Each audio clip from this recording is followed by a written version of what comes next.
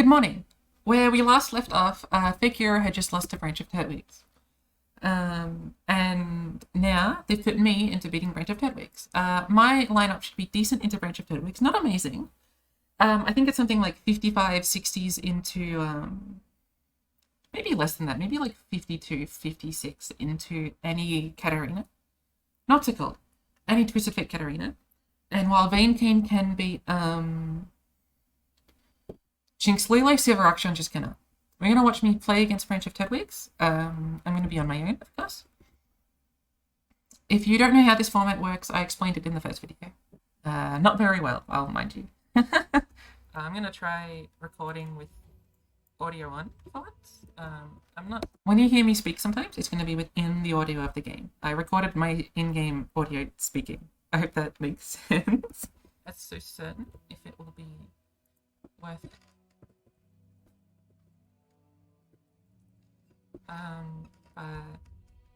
It's something I can try. I normally can't try this. Normally my house is too loud, but my house is kind of quiet at the moment. So I think I can justify trying to do, like, in commentary. I won't do it if it's going to cost me strategy points. I'm probably just going to end up mumbling to myself the whole time. But you guys are just going to have to acquiesce. I'll open up their deck lists. So the Turtwig is on a very annoying list for both of my stuff. They've got Lulu Jinx, who, I can beat Lulu Jinx with Vayne Kane. It's possible. It's not guaranteed win. If they get, like, an amazing Lulu into jumpers, into... I'm gonna be honest, I'm gonna skip this. I think I've explained pretty much everything. I also know that my teammates... Oh, fuck, I should turn on spectate so that they can watch. Spectate is allowed on for these sets, just so the teammates can, like, they're not allowed to suggest anything, but they're allowed to, you know, watch and enjoy the experience. But we're not allowed to be collaborative in any way, shape, or form. So there's no communication between us. Kane is going into... Ah! Yeah, I disconnect. Yeah, it goes into a loading screen and I disconnect. I'm going to skip through this as well. I close the game and then I reopen it. Yeah. Quickly mulligan. I'm fighting Lulu Jinx. I think this is how I want to mulligan. I'm scared about Blooming Cultist, but okay. So, let's talk about this matchup. I want early units and I want Kane. Now, early units is the same thing as Kane, because your two early units are Buru Cultist and Forsaken Vakai, which both have Cultist keyword, which means they draw Kane. Getting those allows you to block down their early aggression, such as Squeaker, Zornate Urchin, Beard the Bellringer. Their whole deck is just built around 1 and 2 mana cards, and then a Lulu and a Jinx at some point. If you get Kane, they really struggle killing Rast, because they need to, like, pre-commit a spell on the stack and trade into Kane in order to kill Kane. And if you just get Rast and he just grows bigger, gets more HP, he heals, he has Overwhelm, Rast just wins you the game. So provided that you can get your early cultist and transition that into a Kane victory, that's typically how you want to win this video game.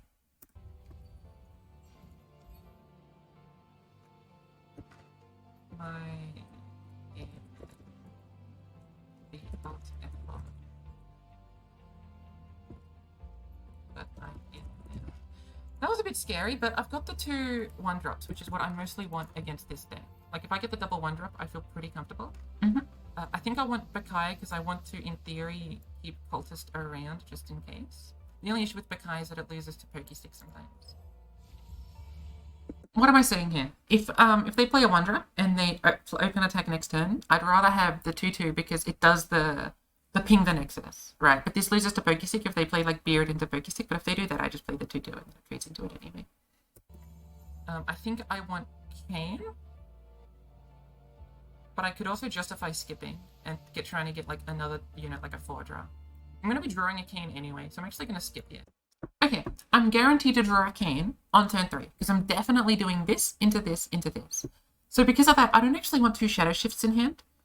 So I decide I don't want any of these. Concerted Strike is too expensive for a deck like Lulu Jinx until late game when they start playing Jinx and stuff, and then Concerted Strike can be valuable. Luckily, we've actually got Cataclysm. Not joking, this is maybe the best hand we could draw. I'd maybe replace Kayn with Ambitious Cultist, or maybe a single combat. But this is like a really good hand for us to have. So I play Skip here because most of the cards in my deck are going to be better in this position. More 1-drops, Blooming Cultist, Jural, Ambitious Cultist, Combat Cook, Single Combat,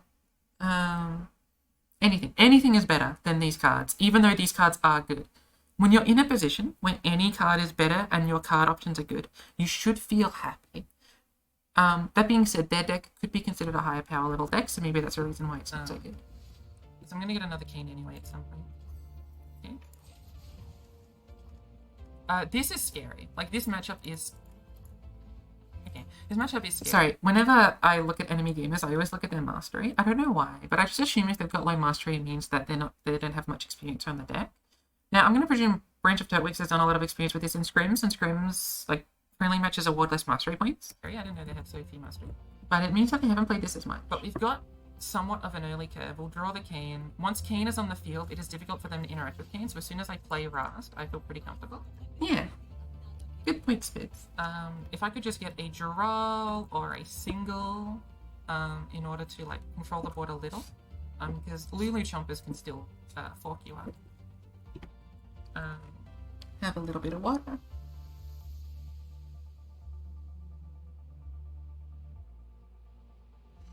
I will say Turtwigs thinks a lot, and I don't blame him. Obviously, think as much as you want, but there's going to be a lot of downtime. I'm very nervous. But hopefully this is still an enjoyable watch either way. I will say I think this set is one of the more interesting sets that I've uploaded. And Pebbleberry.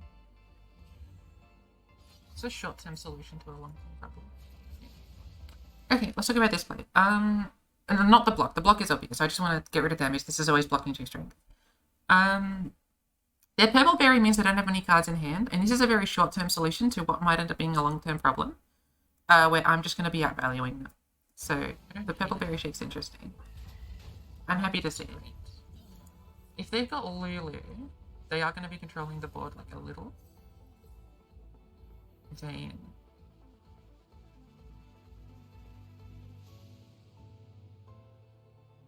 Do I pass it? If they pass back, that's a little scary. But, like, I want to play Vayne if they don't have Lulu, but I want to play Cultist if they've got Lulu.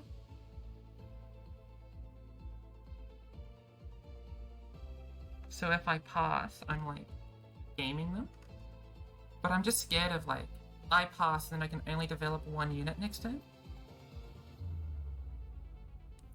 And I'm not a comfortable passer. I don't pass very comfortably. I get very nervous passing.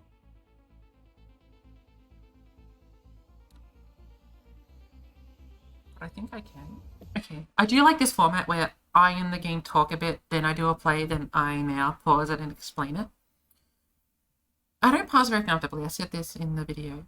What is the benefit and the negative to passing here, and what's the benefit and negative playing a unit?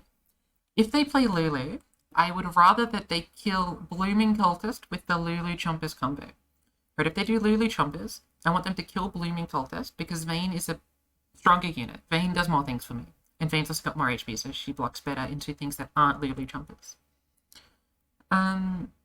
So I don't want to play Vayne in case they've got Lulu. But if they don't have a Lulu, I actually kind of want to play Blooming Cultist.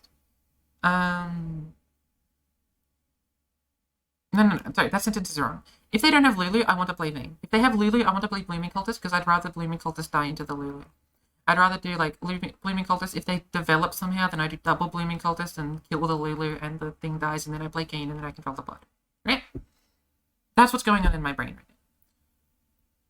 There is a negative to passing, and that's if they pass back. If I pass here and they pass back, I can only develop 1 unit over 2 turns. That's scary. That's really, really scary against a deck that can develop the board for 1, 2, 3, 4, and then just discard a billion things. Right? Like, if their hand is like Lulu, Poro Cannon, Rummage, Jury Rig, Flame Choppers, I just die, right? I don't die. I take a lot of damage, and it's a bit upsetting. Because I'm at so high HP, and because all they've got is this on the board, I think passing is pretty fine. And permitting me to make the play between these two things, I think is really powerful. By next turn, I will have played a Blooming Cultist. By next turn's arrival. The only question is, do I want it to be Cultist or Vayne Cultist? If they don't have a Lulu, I want it to be Vayne Cultist. If they do have a Lulu, I want it to be Cultist. Either way, I'm saving for Kane plus Cataclysm on the turn thereafter. I hope that makes sense. I'm gonna get some more water.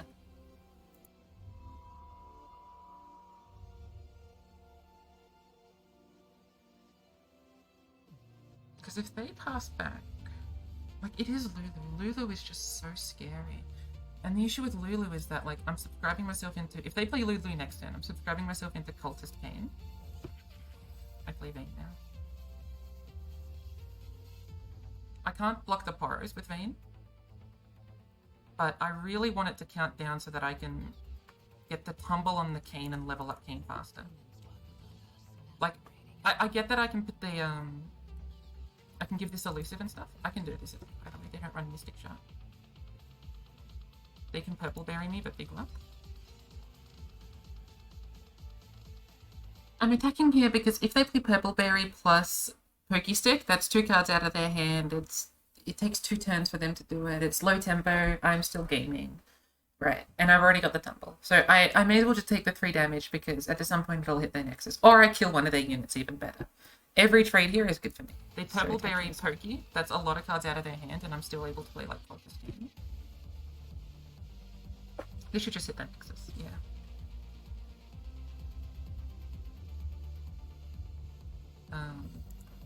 Another good thing about Blooming Cultist is that if they somehow have like a Mega Jinx, I can still Cultist the Jinx. But I do think it's Cultist Kane, try and get Rast, and as soon as Rast is on the field, I feel a lot more safer.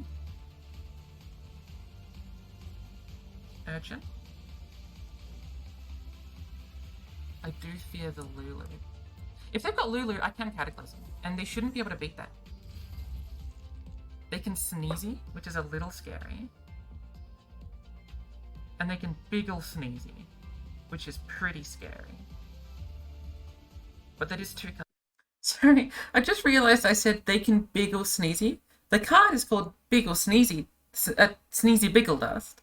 What I mean is they can pour Sneezy Biggle Dust, and that's even scarier than just Sneezy Biggle Dust. What I don't mean is that they can play 2 of them, which they cannot. Cards out of their hand.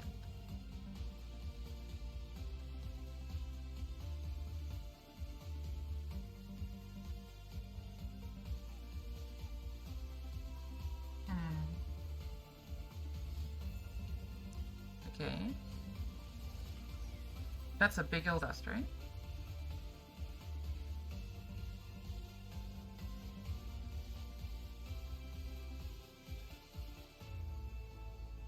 So I've got an option. I can Cataclysm Flame Jumpers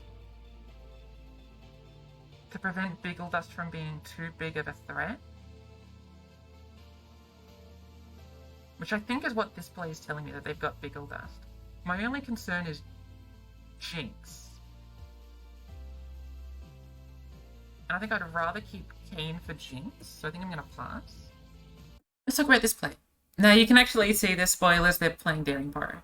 If they play Biggle Dust, this is a 3-3, this is a 2-3, 2-4, I think. Their board gets big, it trades into this dies, this gets traded a little, they deal like half our Nexus HP, and if they got Biggle Dust into Jinx, I'm starting to take lots of damage. If I do Cataclysm into this, at least I can block more and prevent more damage from coming through, which was my thinking. Unfortunately, I think it's important to keep Cataclysm as a way for Kane to kill Jinx. And the only way that's punished is if they've got like more, if they've got direct damage, right? Like I do Kane into Jinx, they play Get Excited or Pokey Stick, and then both Kane and Jinx still die. But at least Jinx is dead, right? But I think I wanted this for Jinx because we're at so high HP that just killing Jinx, like Jinx is the only thing that actually scares me. I think this isn't, it's not a Biggle Dust. Okay. Well then I'm just gonna take 3 damage and feel okay and play King. Ah! I really thought that was Biggle Dust. I'm glad I didn't commit to the Cataclysm. And because we got Cataclysm, we can do like a lot with Kane. Just a side note, I'm playing this Kane because this is the one I drew off the 3 cultists. Because the 3 cultists happened at around here. This Kane I had in my mulligan. So I'm playing this one just in case they're hand tracking. This one I drew off the cultists. No, we don't even need to play Kane. We can play Tumble for... No, we will play Cataclysm. Alright. Do this. They can pokey the Blooming Cultist. But if they're doing that, they're stuffing up their, like... their Jinx. I could also pass here, but I'm gonna keep the attack and just do the Cataclysm thereafter. Let's talk about a few things. Attacking with Blooming Cultists could be wrong if they do this, and then pokey, and then they got Pebbleberry, Biggle Dust, and this does 5 damage, and oh, if only I blocked this. It's fine. The less cards that are in their hand, the more winning I am, because I've got so many pieces of interaction. The more stuff they do, the more valuable my hand gets, right? The more I can abuse how small their hand is. So I'm fine with doing this. Otherwise, it's just damage to the Nexus. Same with this. The less cards they got in hand, the more stuff I can do. This also plays around like Biggle Dust in that sense, because if they trade stuff off now, they're not getting big of a Biggle Dust. I'm pulling this, just because the only way I see myself losing is something like a double Biggle Dust with the lizards. Or like Biggle Dust Jinx and that sort of thing. And while they can Biggle Dust like Flame Chompers and stuff, I find that because I got 2 Flame Chompers, right? Like if I pull this one, they're gonna get whatever value they want to get out of Flame Chompers with this Flame Chompers. Whatever value they're trying to get out of Flame Chompers is going to be gotten with this one. The only way it isn't is if I pull this and then play an elusive. But another way of getting an elusive blocker is killing their elusives. So that's why I pulled this elusive. It sounds obvious to me, but I just want to like explain literally everything, basically, which basically sounds like I'm patronizing. But yeah, if you disagree, tell me. Like, there's reasons to disagree. If they play Jinx, I am going to Cataclysm Jinx. If they play Pokey after that, I'm okay with that. If they do Get Excited Pokey here, they won't be able to flip Jinx. Because Pokey will draw them a card. So I can do something like a Momentous and then a Tumble and flip Kane and then do the Cataclysm or the Shadow Step. I think my explanation was clear, but I want to make it like as crystal clear as possible. The only way in their deck they can kill Kane is through combat plus spells. They can do spells when there's no combat, but that's literally double Get Excited or Get Excited Pokey Pokey. And I've got Magistrates. So what I'm saying here is if they want to find their only way to kill Kane, this is the time they can kill Kane, provided they don't have Jinx. Or they don't try and trade in with Jinx. To do that, they need Get Excited Pokey. Get Excited costs 2 cards, Pokey costs 1 card, but they hit Kane. And then they've only got Jinx in hand, plus whatever they drew from Pokey Stick. They've spent 5.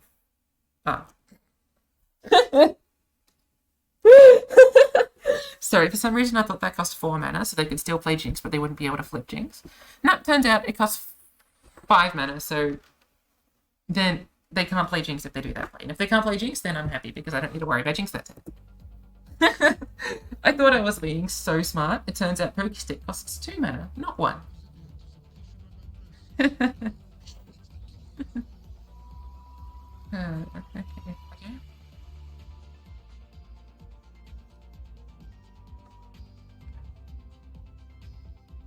I feel like the quality of these photo reviews is not particularly high. So I'm going to assume they're thinking a lot about their amps. Which is good for me to know that that's what they're doing. If they play any champion, I kill it. If they don't play a champion, I think I just pass until they tap under 3 mana. And then I can do whatever I want.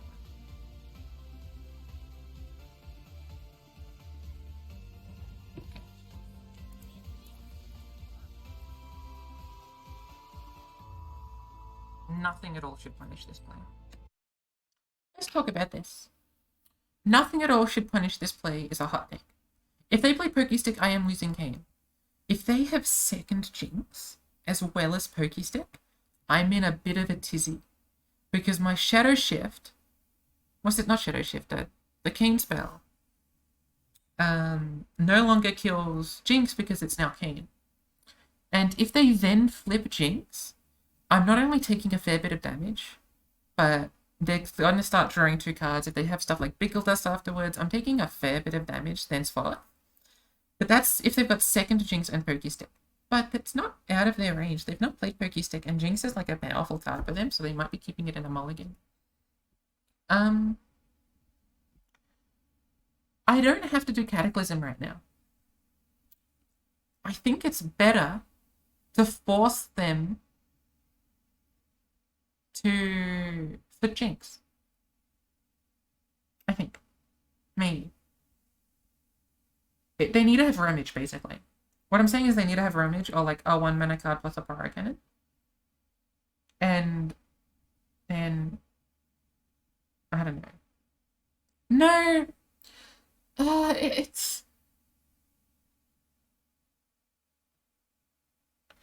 close. This play loses to Pokestick. If they've got a unit plus a discard, or just a Rummage, then I can't kill Jinx this turn without Keen dying guaranteed, which is maybe worth it. But then they play Porok, then they play Get Excited, they deal 7 damage on the open. I go down to 6 HP, maybe they discard another Jinx, they discard another Rocket, and then I just lose the video game, right? Now that's hard for them to do, because they'll have so many cards in hand if they play something like a Rummage. There's a good chance that they won't be able to get their second Rocket in a turn's time. But it does put me in burn ranges, it does put me in damage ranges. I think, genuinely, the safer play is to let Jinx live and do Shadow Shift next turn.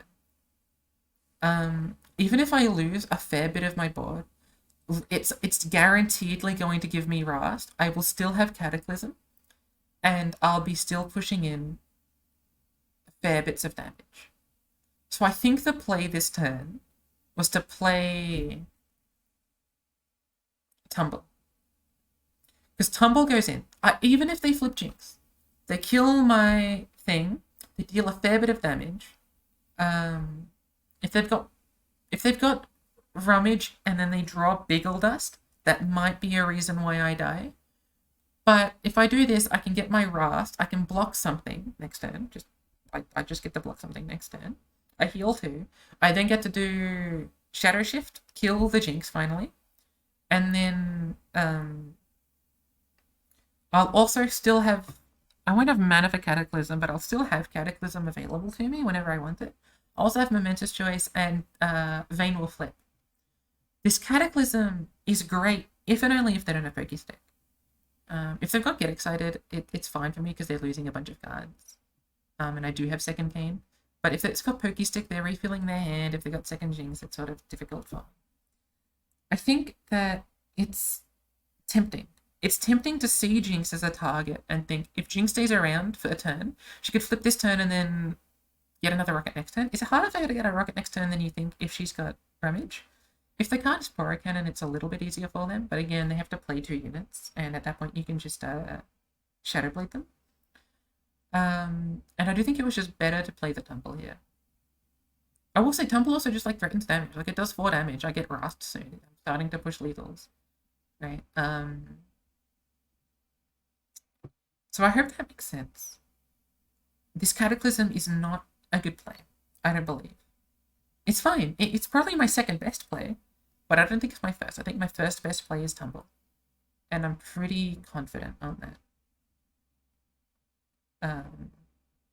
And maybe they block with Jinx and do the Pokestick thing. Fantastic. I get to play Momentous Choice now. If they kill Kane, I'm okay with that. I think. Okay. Alternatively, I could have passed, waited for them to do stuff, but I wanted to kill this pretty badly. I can still do Kane into Tumble and like flip Kane. That way. I hope I'm not losing to Biggle Dust stuff. Does double Biggle Dust fuck me up? Was that play overzealous? I probably was supposed to pass. They weren't flipping Jinx yet.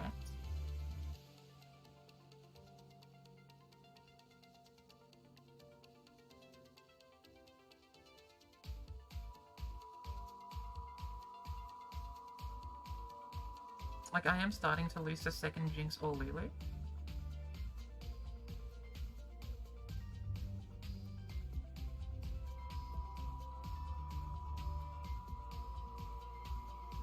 I could have killed the Poro. I'm sorry for the fan. Or I could have tumbled. Yeah, okay. I did lose the second Jinx unnecessarily, I think, there. It was a play that I don't think I had to make. I'm thinking I just play Kayn again.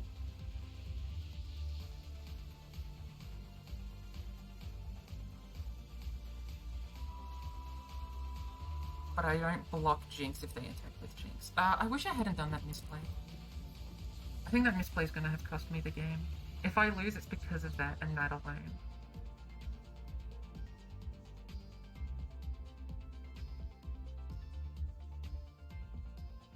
Yeah.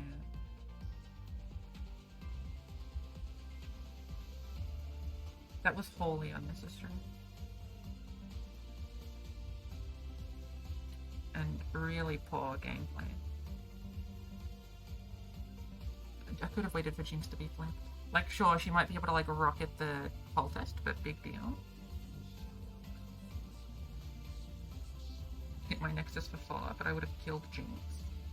Guaranteed. Or, the turn would have gone to the next turn, I would have done the Shadow Step.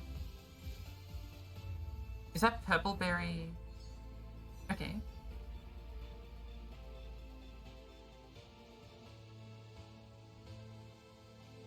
Okay, so they can play Rocket, and they get to flip the Jinx.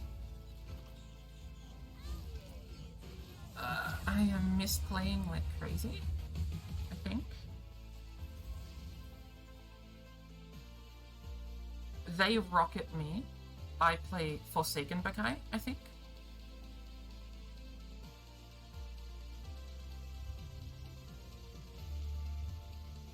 Alternatively, they can rocket me and I just pass. But then they just pull Kayn with the Chompers. No, I think they rocket me and I pass. I think that's unfortunately the right lane.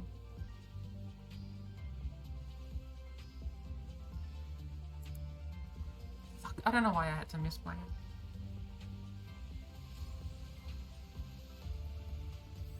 I wish I hadn't. I wish I had just one. Taking a fair bit of damage here, and I'm like getting close to losing, like getting another like Jinx here. Do I just play Forsaken? It's probably just Forsaken, right? Block the most damage. But I don't want Vayne to die. I'm taking 8, 9, 10, 11. Fuck, I'm taking so much damage. Okay, I have to let Vayne die and play Forsaken back in. I don't know why I did that. It's just not smart. I'm gonna talk about the last few actions and then this predict. I'm pretty down on myself, as you can tell. In my head I was supposed to pass. I think I forgot that Jinx gets stats when she levels, and that's why I wanted to pass there. Right, passing is incorrect. Right, if they flip Jinx, then it's a bit awkward. It was definitely correct to do the tumble, in my opinion. Vayne doesn't need a live. I worked this out a little bit later. Vayne doesn't need a live. Her flip doesn't do anything. It's only Rast that matters. And I've already got like a 1 mana tumble, right? Like, I don't need another tumble or anything. Like, cool, Vayne can get stats. Doesn't really matter to me. We're taking a lot of damage here. I don't want to go down to less than 4, because that means that if they just get Ramage off the top, they win with a Jinx. So I don't want to go down to 4. I can block enough if I play Broccoli and just block Jinx with Broccoli, and try and get a strike spell or something that allows Rast to flip quickly and then do some Rasty stuff. I've got a few options here with this predict. This predict's really, really interesting to me. I've got Vayne, who is fine. It's Vayne. Everyone knows Vayne. I got Dural and Aegis. Dural allows me to protect stuff, and also importantly, I can just get Dural and like pull Jinx, or I can pull Chompers, or I can pull an elusive and get a bit more damage coming through. I can also take Heedless. Now, Heedless doesn't give me Cane. Heedless will give me Vayne, because Vayne's about to die to the Chompers. Getting Vayne off Heedless is just as good as playing Vayne alone. I think that the correct play here might be Skip. I actually don't remember what I go for. My instinct is that I go for Heedless. Oh, by instinct, my memory. My memory is that I go for Heedless. But I think the correct play is Pass. I think any unit or strike spell are better than these units available.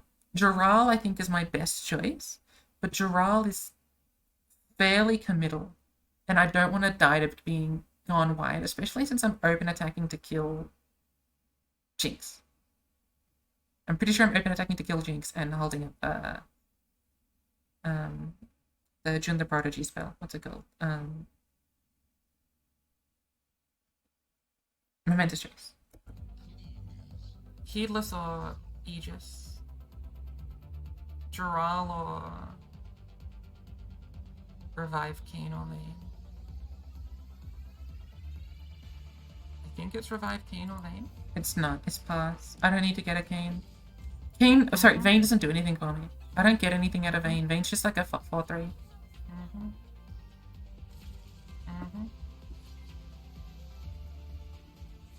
Okay. I go down to 5.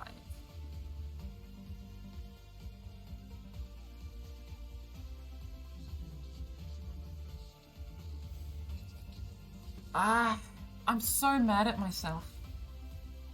It was so obvious, just pass.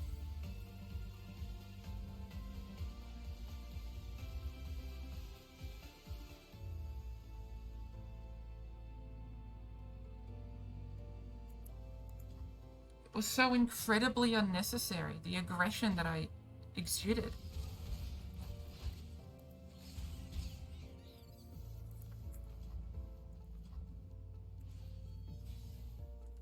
Forever, scholars will ask, Spidz, why did you do that play? And I will not be able to respond, for I am Spidz, maker of the weird play. I know it's like bad to say I think I'm funny. I don't think I'm funny, but I think that is funny. Scholars will delve into the history books and try and figure out why Spidz made this play. Like what, I'm forced to do this now?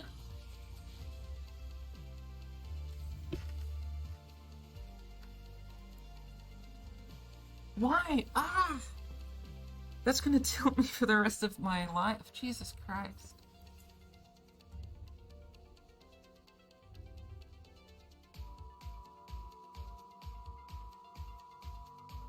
Am I forced into doing this?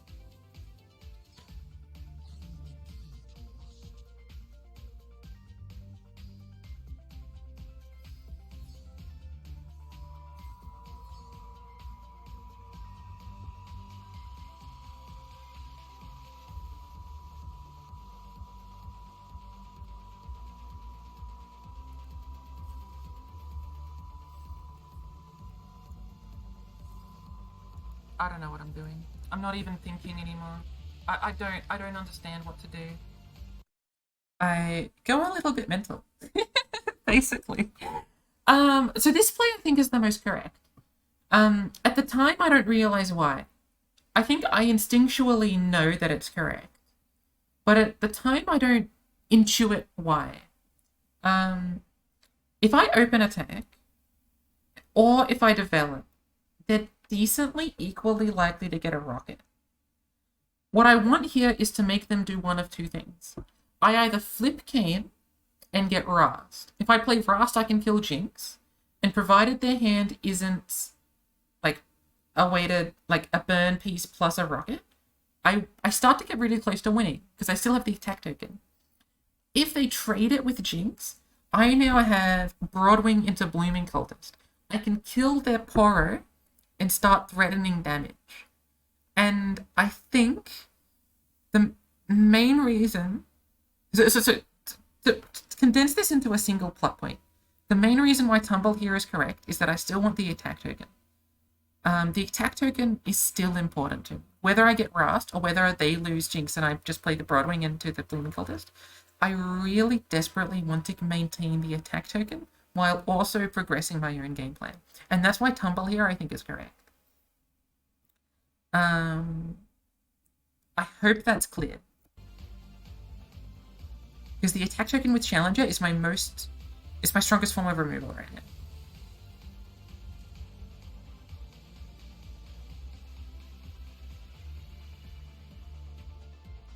I think this play is correct, even if at the time I'm just confused in the world about the nexus of existence.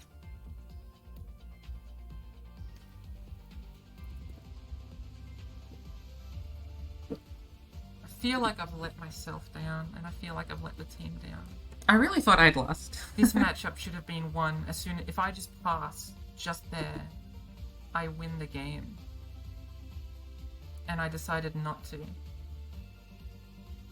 And now I'm barely on my way to losing.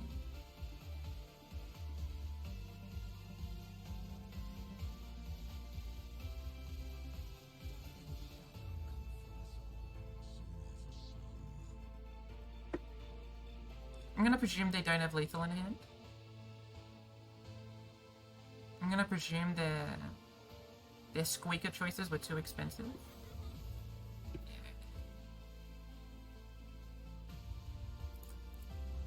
Or maybe they've got another Jinx.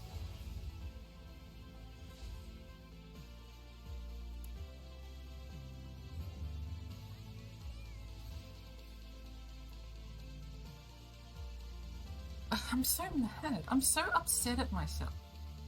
It's palpable.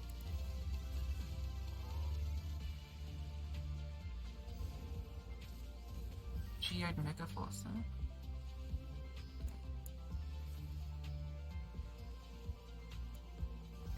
This is a misplay.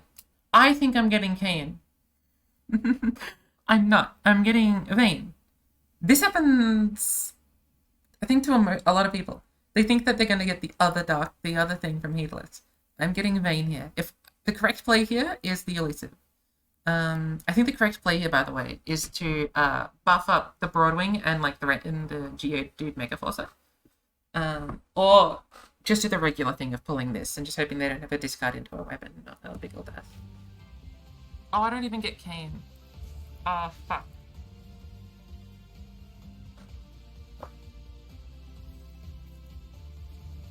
It's difficult. Video games are hard. For some reason I thought I got Kayn there.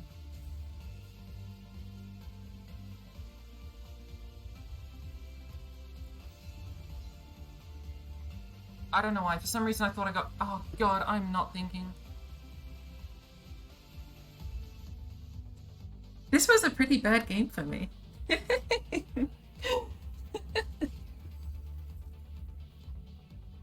I'm down at 3 HP right now. I'm down at 2 HP. Okay. I got as bailed out as I can get, which is a Kayn top deck. If they've got Biggle Dust, I think I lose. I think Concerted might have been better. No, I probably said I don't want.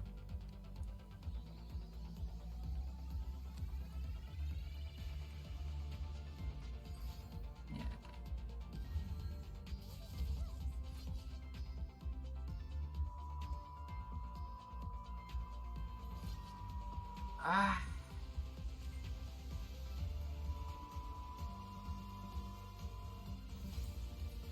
No,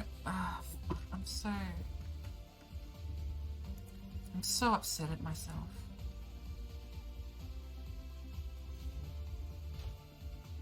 These blocks are probably wrong. I'm supposed to block the Geode Mega Forcer. I think it's just Cultist Tumbled Scythe. And now we get to the magnum opus. I actually have lethal. I didn't know I had lethal until this moment when I looked at my hand. And I got pretty lucky. I picked Heedless a few turns ago. So I probably should have looked at my hand more and thought about this as an out, which was the Cultist plus Tumble plus this out. Had I known that, I think from a few predicts ago, that Vayne might have been better than Heedless. No, Heedless is always better than Vayne. Ignore that. Heedless is always better than Vayne, but Heedless was a certainty of a pick. I think because it enables this sort of line. Provided their last card isn't Pokestick, I win right now.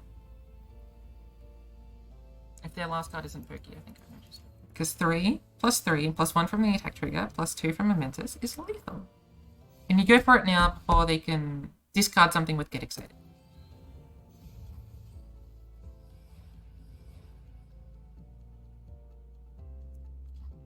Oh, what? Don't tell me. World's least deserved win. Oh my god. I went to the jerk store and it showed me Tumble plus 4 strength, Keen Weapon plus Elusive plus Momentous Choice against a 9 health unit. I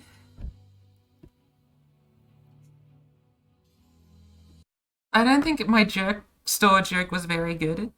I would like to clarify. The thing I was trying to go for was saying I went to the jerk store and it showed me the lethal that I got and implying that I am a jerk for getting this as a lethal. But I don't think I did the joke very well. Alright, this matchup's literally unwinnable and I basically shouldn't focus. I will try, but it is basically unwinnable. Yeah, I did this matchup maybe 5 or 6 times with Jansports and I lost every single time. I tried my damnedest. It's pretty unwinnable. Now, when I say that, that's probably something like 1090. 10 is technically more than 0. I should have probably kept Merciless for Lily. This may be my best draw, and I still think this matchup's unwinnable. Oh, my heart is racing. Oh dear, what the hell? That was, oh jeez. I can't wait to watch this back and do the voiceover and know now in advance that I win where I really fucking shouldn't have. I actually forgot that I won. It happened like a few hours ago. I forgot I won here.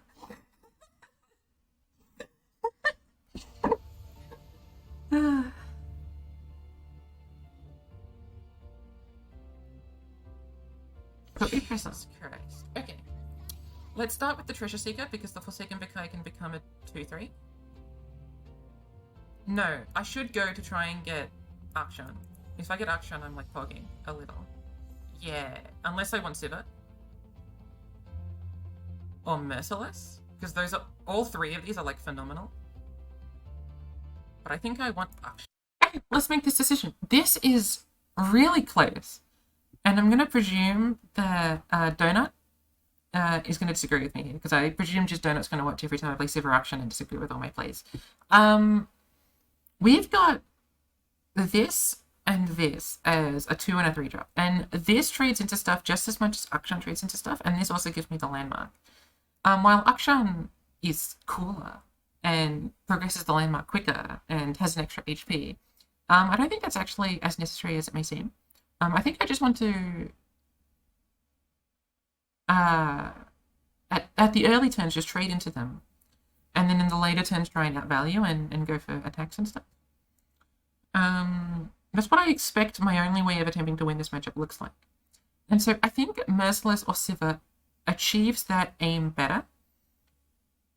The only thing that Akshan does for us is that if I draw another 2 or 3 drop, I can then play that and the 1 mana card on turn 4. Which would allow us to block down more. Akshan is cool, I'm gonna presume Merciless is better because the Lulu and Jinx are scary. I'm gonna presume Sivir is useless because she's too expensive at the moment. Just for now until we get other stuff. I mean, Sivir's great because it forces a block every time you attack. But if they get Lulu jumpers, it just like dies. So I think he pushes Akshan damage. The only issue with Akshan is Purple Berry. Purple Berry fucks up Akshan pretty badly. Yeah. So like if they only play a 1 mana unit, I can't actually attack with Akshan because of Purple Berry.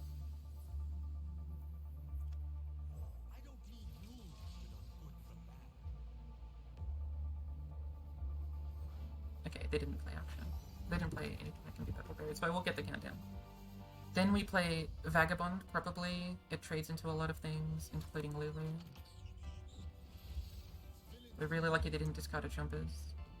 Like, exorbitantly lucky they didn't discard a jumpers.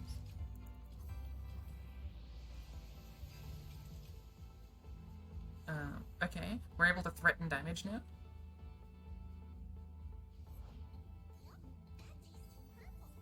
Sure. Well, they don't run a 0 mana discard, right? Oh, they run Poro again. I was gonna say, like, oh, they don't run a 0 mana discard, but they do run Poro again. Yep. If you do this, I am the queen of the mountain. I am pretty happy to see this, okay. It lets me kill Lulu, I take 4 damage, I just acquiesce. Because I think I should try going for second Akshan landmark.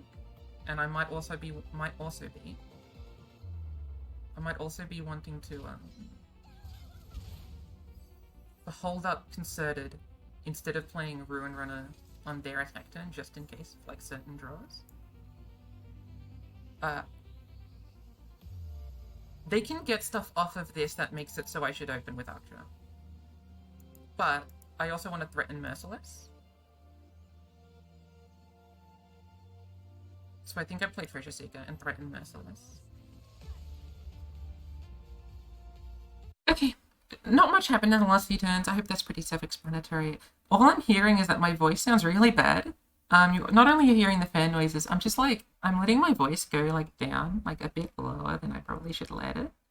And I don't like my voice when it goes that low. But anyway, in this position, when I say I want to threaten Merciless, I want them to feel as if they cannot play Lulu or Jinx, because if I play Merciless under, it just kills Lulu or Jinx. The other reason that open attacking could be correct, though, is that if they play Smash and Dash, or I think it's called Salty Spinner, it means Akshan can't attack. Akshan can attack right now, because if they play Purple Berry, I get to do the Sharp Side and Cricket and kill it. And then if they play something that isn't like Smash and Dash, or something of that ilk, I will attack. And if they play purple, I've got the Sharp Side. I think my voice is really bad at the moment. But I do want to be threatening Merciless under here. Because if they've got second Lulu, or... well, even if they've got Smash and Dash, like, should they be scared of Merciless for Smash and Dash?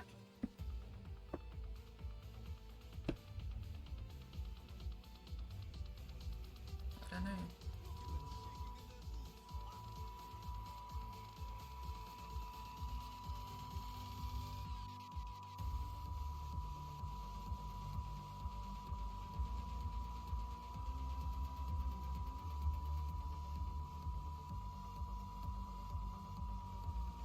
They do be thinking a lot.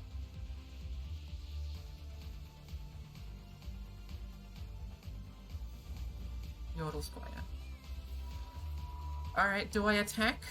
Or do I threaten Merciless for Lulu?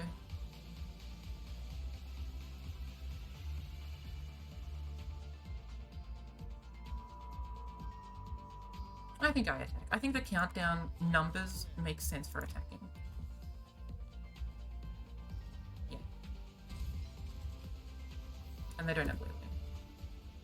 Now, if they, it's gonna be a struggle for them to get Jinx because they've also got a Mega Yodel in hand, so they have to have a lot of discard.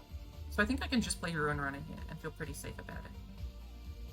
The issue is stuff like Biggle Dust.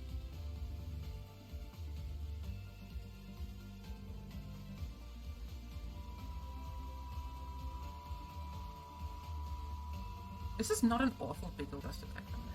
Professor Von Meck. Okay. I think I play Runrunner. If they play Biggle Dust, I'm playing Sharp Sight and blocking pretty favorably into. I cut myself mid-off conversation. Yeah, this is a misplay. I don't know really why I played Rune Runner. My thinking was that I can, like, they're at low HP, they couldn't have much health on their units. I can, like, try and do Rune Runner things. 3 strength is awkward, though. Rune Runner can only really get 1 strike in without us committing spells. I wish I played Merciless here. Put it on Von Meck. They probably end up attacking with Von Meck anyway, but... Which means not Von Meck, probably this guy. Trade into it, like, this goes here, and then, like, play Rune Runner the turn after, kill this with Akshan, and, like, sort of just play a bit slower. I mean, like, they've added a bunch of units to their hand. They're not going to get Jinx anytime soon. I really wish I just played Merciless under here. While Merciless is better against Lulu and Jinx, I just don't think they're playing Lulu and Jinx anytime soon, right? Like, Jinx, they've got so many cards in hand that it's going to be hard for them to justify Jinx happening anytime soon, and I've got Concerted Strike when they inevitably do end up playing Jinx. Lulu, they haven't had for the last 2 turns, and I think both of these last 2 turns were prime Lulu turns. I mean, like, Lulu's great into this field. It either kills one of these guys or kills my Rune Runner. Just like, and pushes like a 4 extra damage, 3 extra damage. So I wish I just played Merciless. I don't really like this Rune Runner. If I really wanted to like be threatening damage points, I can just like play Rune Runner next turn, do the Rune Runner the turn after, threaten full amounts of damage thereafter. I think this Rune Runner is overbearing, and it just makes me miss Bruiser. If this was Bruiser, oh, I would be so happy. I miss Bruiser so badly. The reason I'm on Rune Runner instead of Bruiser is because I was trying to be good into Shadow Isle Seraphine, but they didn't end up bringing Shadow Isle Seraphine, so it ended up just being like good into like TF's Swain, TF Katarina, Annie, right? Like, so it's still good into TF Katarina Annie because it's got the spell shield keyword, but like better than Bruiser is into that matchup. But this Rune Runner just isn't better than Merciless Hunter. I think. And I just want to be like laying on pressure. I want to put them on a 2-turn clock, basically. And there's also a non-zero chance that I play like a Rune Runner and then like give myself like +1/+0 and everything. And start just like pressuring them down. They're also never gonna get Jinx anytime soon. So I think I can actually do Rune Runner, give +1/+0. Akshan now becomes like a massive threat that they have to block. And I've got like 6/3 women. The Rune Runner. +1/+0 might be a little greedy. Because I think I've got the Rune Runner's lethals happening anyway. And if the Rune Runner lethals are occurring anyway, I shouldn't be overly committal to it. Okay, that's a fair point. I don't blame them for that one. I want to talk about what I'm saying here. It's not correct, but it's something that you should be thinking about. And it's the +1/+0. +1/+0 is pretty powerful. It's just not good here because my Rune Runners only have 3 HP, so I'm pushing 2 extra damage by giving them +1/+0. If they were surviving for an extra turn, +1/+0 would be really good. +1/+0 has 2 main points. Sorry, it has 2 main benefits and 3 main things to consider. The 2 main benefits are Nexus damage with Overwhelms and quick attack threatening against certain things, right? The main point, the first main point about +1/+0 is its value. Are you getting value by getting +1/+0? This value is equated to via like quick attack threats, as well as like if they're on like 3 HP on everything, you can give like this 2-1 to a 2-3-0 and 3-1 and whatever.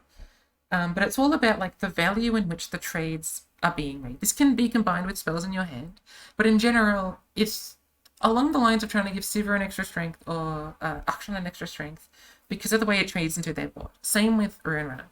I remember in a different game, like giving Rune Runner an extra strength can mean that they can't block it with Swain.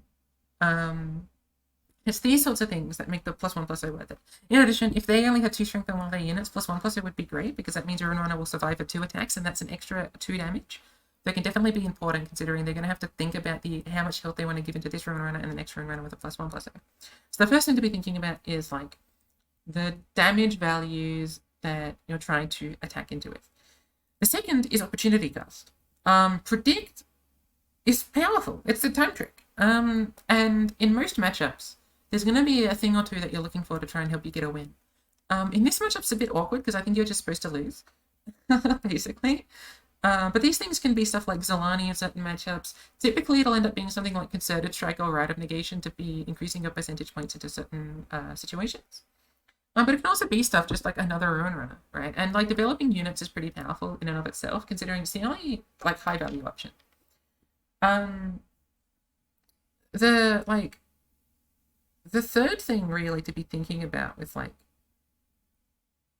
+1/+0 is like what your hand looks like. It's pretty similar to like the predict argument. But I think whenever you make a play in the video game, the way in which it frames your mind about how the next few turns are going to play out is pretty important, right? Like when a lot of people make a misplays, it's often because they're focusing in on a certain type of win condition, and they think that they should be trying to increase their percentage points within the scope of that win condition and not being a bit more broad. And I think one of the better ways you can improve yourself as a video game player is to try and expand the methods in which you recognize the way in which you can win the game. Something that I obviously struggle with. But taking +1/+0 is a pigeonholey play. And I think the third thing you need to be realizing when you're thinking about +1/+0 is if you're being too pigeonholed, or if by taking it, you're forcing yourself to be pigeonholed. And the way in which it makes your hand look different, because now you don't have a specific card in hand, and now all your spells are now focused on this aggressive +1/+0 line, can definitely change the way you're thinking about the game. So the 5 things to be thinking about, there's 2 benefits and 3 things to be thinking about. It's your damage numbers in terms of overwhelm, your trade numbers in terms of primarily quick attack, but also just regular physical units, and then like trading into the board, opportunity cost, and like the hand state, what you're looking for, the vibes. It's the vibes, it's Marbo, it's the constitution, all of that. I do wonder if... But my point here, to get back to what's actually happening in the video game, instead of just Spidz rambling on, I'm talking about +1/+0 because in my mind, I'm pigeonholing myself into this idea of winning through Rune Runners. I've never been in this good a position against their deck in any of the screens. So I'm thinking, okay, I don't want to lose this. I need to get lethal quickly now. I need to give +1/+0 to my Rune Runners. And that's just, it's wrong, right? Because they've got 3 strength on units, right? Like, I'm not protecting Rune Runner. Rune Runner's not going to get any more than 1 extra damage in. Rune Runner's going to get 1 strike in, and that's going to be it. Which again is why, like, this is something I can know before I play Rune Runner, and this is why I should have played Merciless Hunter. But Rune Runner's only on the field. This is why I'm saying to myself +1/+0. It's wrong. I end up going for the predict, like I should. But when I'm muttering to myself, I want to get the +1/+0, I'm explaining why my mind is thinking that. What lessons you can learn from the thought of that in the brain, or the space where the brain should be, and why it's wrong, right? Because it's definitely wrong in this position. If I'm going to lose a Rune Runner here, I think I'm more wanting to lose Arcshot.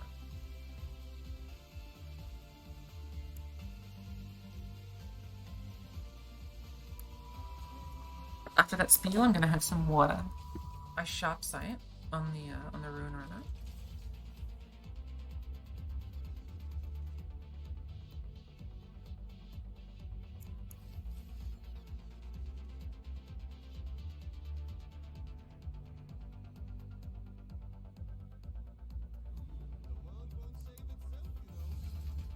Do I get the landmark? No, I don't. Okay, well then I'll block like this.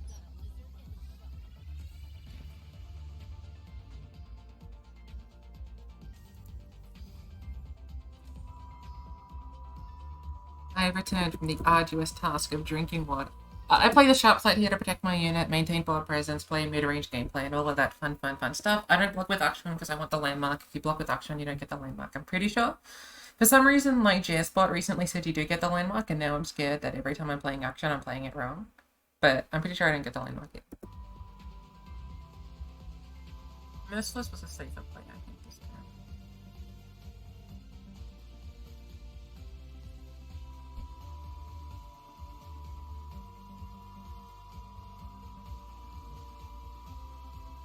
If they get excited, they might try and kill Action. I wouldn't blame them if they tried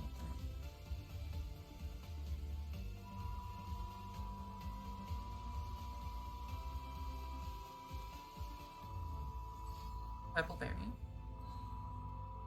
Okay. It's decent. The purple berry is actually pretty decent for them. Like, I am scared of like a go wide sort of thing. But with double Ruin Runner, you know what? It's, the thing is, like, it's probably Merciless, right? Like, I pull the Squeaker into the action. I trade down the board. I can do my Ruin Runner stuff in later turns. I can predict for something, maybe get a Sivir, maybe get an action. Like, a Ruin Runner threatens damage, but if I don't get a rally, a Ruin Runner doesn't matter. I think I should predict first, because if I get a rally, then I can go for, like, a Ruin Runner is cute sort of plays. Absolver.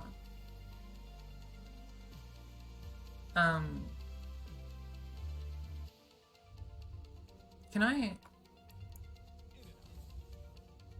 1, 2, 3, 4, 5, 6. I play Merciless?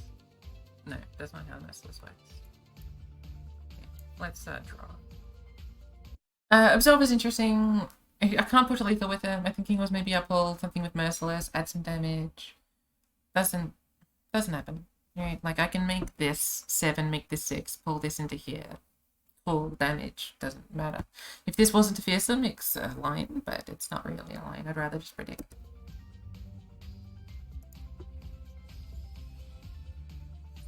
We do find Sivir. We also find Quicksand. Now, Sivir is a guaranteed lethal in like 2 turns, basically.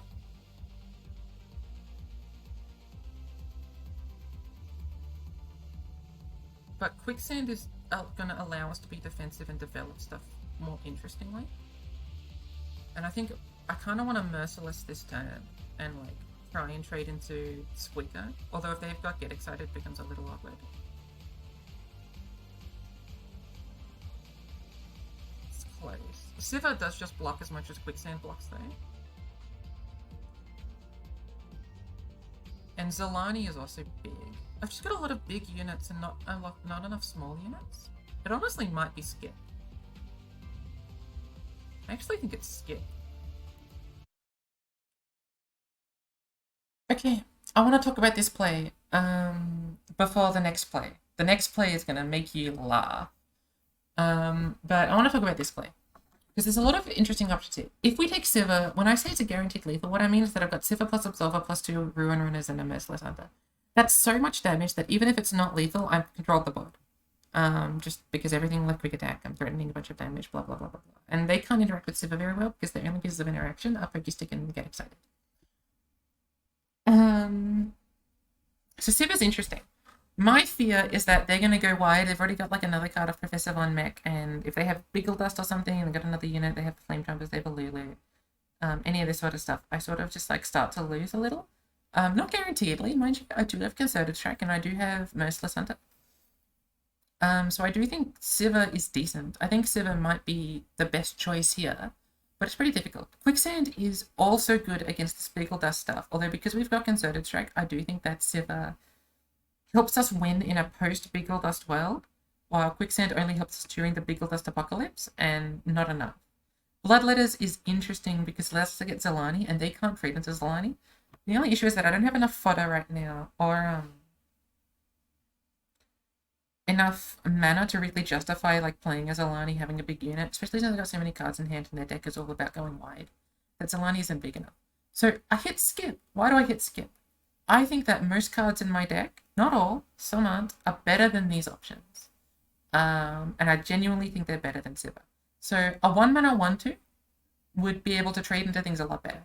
Broadwing would be able to trade into things a lot better. The 3/3 would be able to trade into things a lot better. A second Merciless would be able to trade into things a lot better. A Laurent Protege would be able to trade into things a lot better. Single combat would help me whittle down the board more than Quicksand would because it's cheaper. Although it's pretty much the same. I think that getting a second Archon would probably be better. Because I could probably justify doing like an Archon play. Right, like next turn I maybe do like convert it into Archon. I have described most of my deck though. At least most of the units. And I think the power that I get from those units are better than the power that you see on the field. I do think that Sivir is the strongest card that isn't another unit. But if there was any other unit shown besides my third Ruin Runner, I would have been okay. Now, there are cards that are a lot worse, namely Concerted Strike and Rite of Negation. Would be a lot worse than these cards. So if I draw those, I'm feeling pretty bad. But most of my alternative draws to these cards are either equidistant or better. Right, like, so if single combat is equidistant to that of, I don't know why I said equidistant, equal in value to that of Quicksand, and Cataclysm is like a similar story because you just do it on the action. I think that most of my deck is better, if not equal, to this, and Sivir can be scary if they do have Beagledust-esque hands. So that's why I decided to hit skip. Brace yourselves for the next few seconds. Like, Broadwing is so much better. Oh, fuck. I got timed.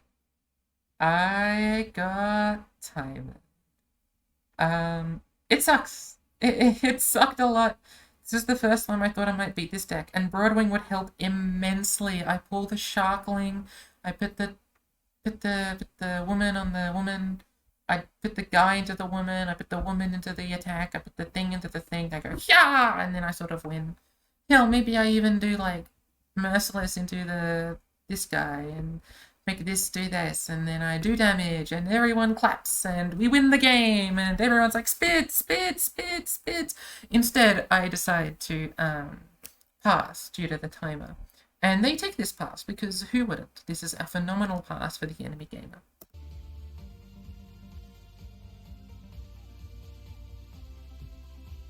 God damn. They should take this pass every time. Yeah, fuck me. I think Broadwing's better than my other options. And look, I don't think that pass is the worst thing in the world for me. So I will say, that pass isn't actually the worst thing in the world for me. It does make me lose to Beagledust harder. And it also means that I'm not pushing my 2-turn clock overwhelm lethal anymore. And that is particularly scary. Because I'm probably going to have to lose my Ruin Runner to just trade into something now, which sucks, because it was like 7 mana to play this Ruin Runner. And it's just trading into like 4 mana worth of stuff at this point. But out of every possible roped pass that you can think about, this isn't like the lower 25% of bad roped passes, right? Like, pretty much all roped passes are bad, but this is like not as bad as like 75% of other roped passes. I think that pass isn't great for me, don't get me wrong, but I don't think it's the worst thing that could have occurred in my life. But it's not great. Don't get me wrong. I'm not like sitting here hogging out of my gourd because of the pass. I do think passing was correct though.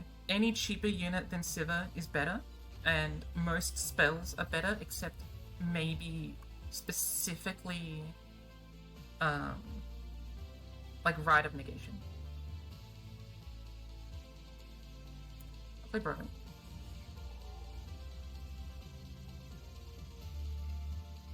And I think I'm probably playing Waking Sands. I am scared of like a Beagledust. I will say, I wish I played Waking Sands first. They can Beagledust at any time, and I think Waking Sands, like, they're always full swinging. They're pretty much never not full swinging, you know? So if they're always full swinging, I think I just want to play Waking Sands. It's always going to be better as a blocker because they've just got a million jump blockers anyway. The Waking Sands isn't ever pushing lethal damage until I've got a Sivir. if that makes sense. So Waking Sands was always correct here, and I'm not proud of myself. These games, I don't think highlight a particularly high level of play from me. I think, especially against Turtwig, I think that my play was really, really lax and unconsidered is the way I would put it. I don't think that every play I make is wrong, but I think, like, in key positions, I make plays that cost me the game that I shouldn't be making.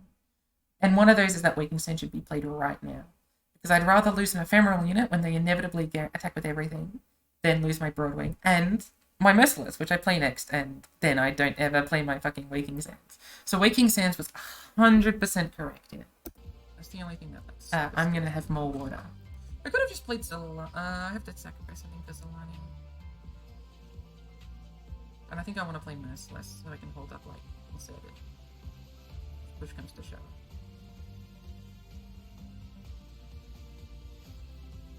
Big ol' dust.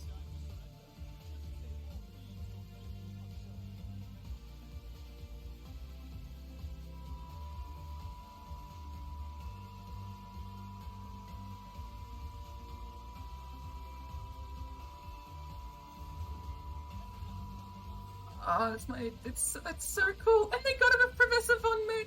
It's like Professor Von Yip and Taskmaster. Oh, that's so cute. I think I play Waking Sands.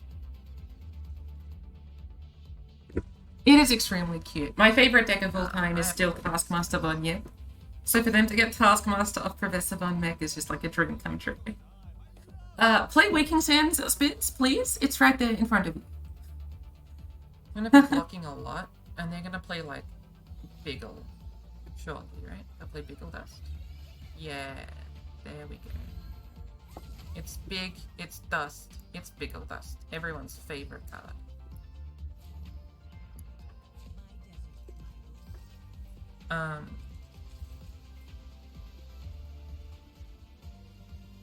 Yeah, that ain't great for me. That Biggle Dust is pretty bad. If I had played the 5-2, I would have, like... Think about it this way. If I had played the 5-2, I would have had Merciless in hand instead of Waking Sands. And also a mana. At this moment, I can't go down to 5 HP against PNZ Vandal City. Now, they only run Pokey and Get Excited. They're not running Mystic Shot. But Jinx plus Pokey is lethal. Get Excited plus, like, Horror Cannon, because I've only got one form of interaction. Plus Pokey is lethal. Right, there's too many forms of lethal that I need to justify Get Excited now. I can't really justify not playing Get Excited, especially since they haven't played like any form of spells this entire game in terms of like damage-based spells. Which sucks, because it means I'll lose my whole board and I also have to kill that 1 mana card for 5 mana. If I had just played this thing, it means I would have had this to kill this with, and it would have still been alive, and I would have had also the mana to play this and this. And it's just, it's just, I don't know why I can play Waking Sands. In a position like this, right, like, if I want to turn this into, like, a Maxim, right, like, their deck is forced around the concept of attacking with all of their units in a position like this. Your Waking Sands is never getting damage through, because their deck is based on flooding the board. Because of that, without Absolver or Sivir in mind. If you've got Sivir or Absolver, Waking Sands can become a combo tool. Because of this, you may as well just play Waking Sands and be defensive with it, right? There's no reason for it not to be, and if you just switched those 2 cards in the hand, from, like, Waking Sands to Merciless Hunter, I would be winning. Do I keep Rune Runner around and lose to double Get Excited? Do I win if I've got double Rune Runner? Am I just supposed to, like, delay the game infinitely?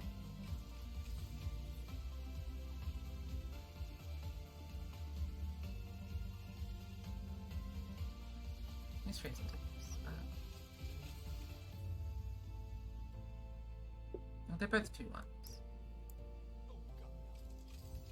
Am I supposed to concert it? I was probably supposed to play Waking Sands.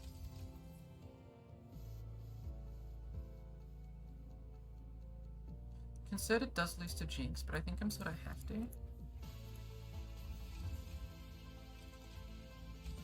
think I do have to consider it. I think I can't justify going so low. It's just that, like, Jinx is scary. Jinx is really scary. I think if I concerted it, I probably wasn't supposed to lose my Rune Runner. But I don't know. I feel like I mind flooded myself at page 6, which is something that I seem to do regularly.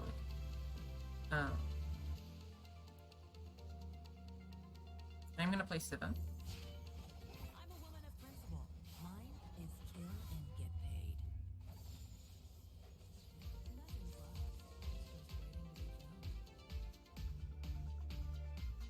be found. This is not... I feel like I've really, like, not done... I'm gonna mention a quick aside. I did say for a second there, if I'm doing Concerted Strike, I'm not supposed to block with the Rune. My thinking there is that I might be doing double Rune Runner into either Absolver or Waking Sands or something and trying to threaten the lethal. Right, like, let's say I do Concerted Strike. Let's say I've still got that I've still got the Concerted Strike on the... I've still got the Rune Runner on the field. I've got another Rune Runner that I play from hand. It's not lethal. Double Rune Runner plus Absolver is 16 damage. They've got blockers. It's not lethal. It's a lot of damage that I'm threatening, and I do keep 2 blockers around, but it's not lethal. It's something to consider, right? But again, I don't really want to die to a lot of burn stuff. And yeah, I'm not gonna say it's better. I think it might be. I mean, I can't afford Absolver if I do that. But you know what I would be able to do if I played Waking Sands last turn? Have enough mana for Rune Runner, Merciless Hunter. And that would have been nice. Or even just Merciless Sivir. That would have been nice. So I'm trying to hammer home this point that, like, I'm not trying to do this out of tilt. I'm trying to do this out of, like, education. I needed to play Waking Sands today. I also needed not to pass on turn 6 with the pass thing. I think this game was extremely winnable. Had I just not made those 2 major blunders. Justice this game. I feel like I've done nothing but not justice. I think I'm gonna attack here and, like, threaten Cataclysm.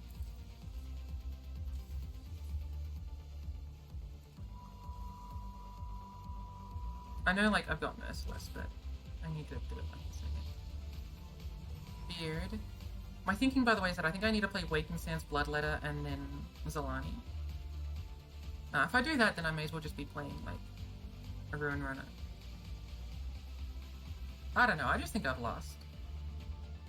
I think I haven't played this game properly at all.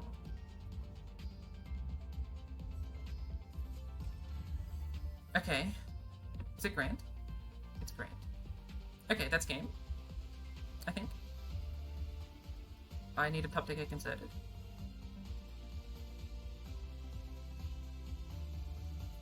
I did misplay this game. I think this game was winnable.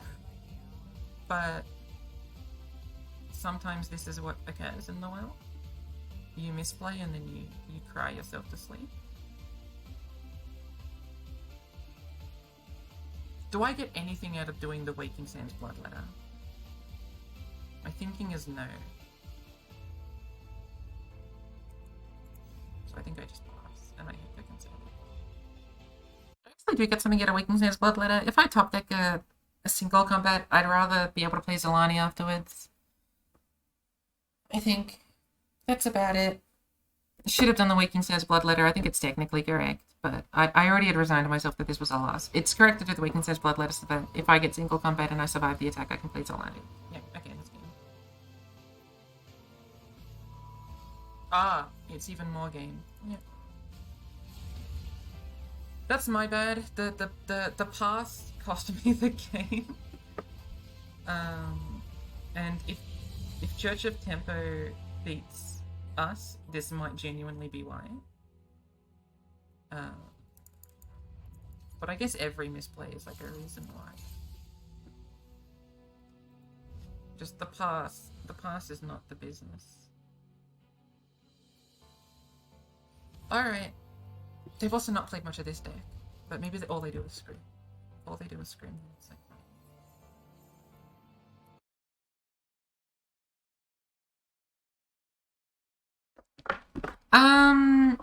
okay, so this matchup is one that I can do. It's supposed to be like somewhat favored, but not entirely favored. The main reason that this matchup feels decent is because of the spell shield keyword. Siva and Ruin Runner makes them play about 3 cards to kill them, and that's still with them going 1-for-1 with like Treasure Seekers and Vagabonds and Akshan.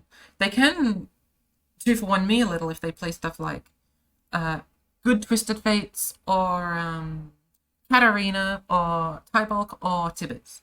But those are their only ways of actually getting card advantage besides like I have Nagakiboras. The point is that we're just gonna like get rid of all of their removal with our Ruin Runners, with our Sivers, and eventually just kill them because we're just so good at the spell shield keyword. That's pretty much how this matchup goes. And so if I was offered Ruin Runner Siva in my opener, I keep it. If I'm offered double Ruin Runner, I probably keep it. If I'm offered 3, I think it's just too expensive that I can't. Like if they get like Mirai Water and then I'm taking 8 damage by turn 4, that's like a little suspicious. And I think if I am offered Ruin Runner and Siva and nothing that costs less than 4 mana, I might have to mulligan away Ruin Runner. But that's probably attack token dependent. Like if they don't have the attack token on 2, it means their Mirai Warden's going to be doing less damage. But that's about it. The main point here is that Spell Shield is an extremely important keyword. I want Ruin Runner, right? All I want, according to Jansport, is Spell Shield. And so I've got a Spell Shield. I've even got the Vagabond. I've got a Treasure Seeker, which is like a great turn 1 play. We'll see. We'll see what happens. I'm not certain that I'll win. This matchup I think is around 50-50, if not slightly edged for me. But I think they can definitely get draws. Especially with things like Katarina, Twisted Fate, Raven Bloom. Even like setting up an Annie, like if they get tippers, I'd probably just lose. So they definitely have draws that can like send a fear factor into me. And if I don't draw maybe like 2 spell shield units, I might just be like the flip.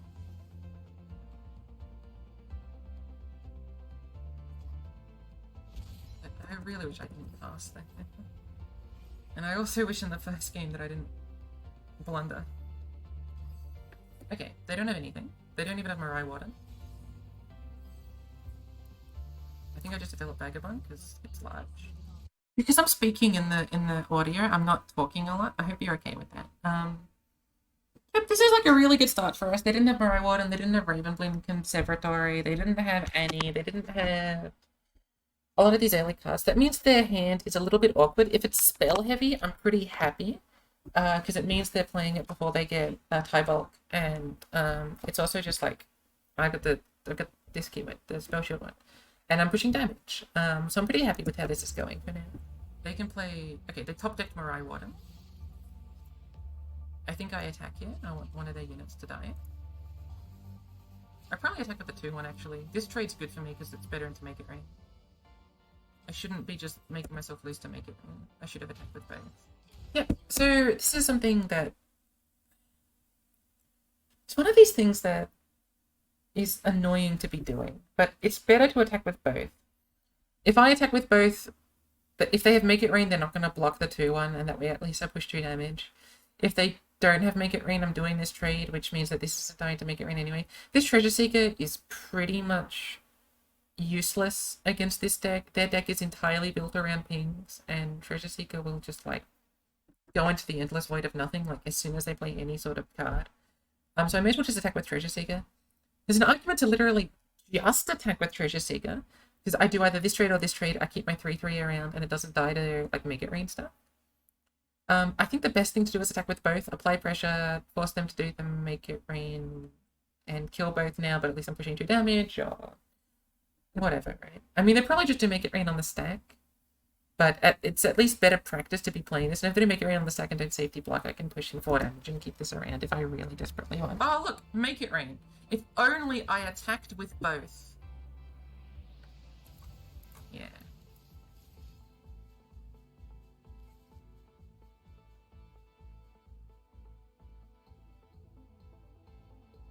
I think I do the thing. I just want to. So this is interesting, and this is something that with Siva Akshan, I still haven't decided how I feel about. Which is when you should be playing your protection spells on unimportant units.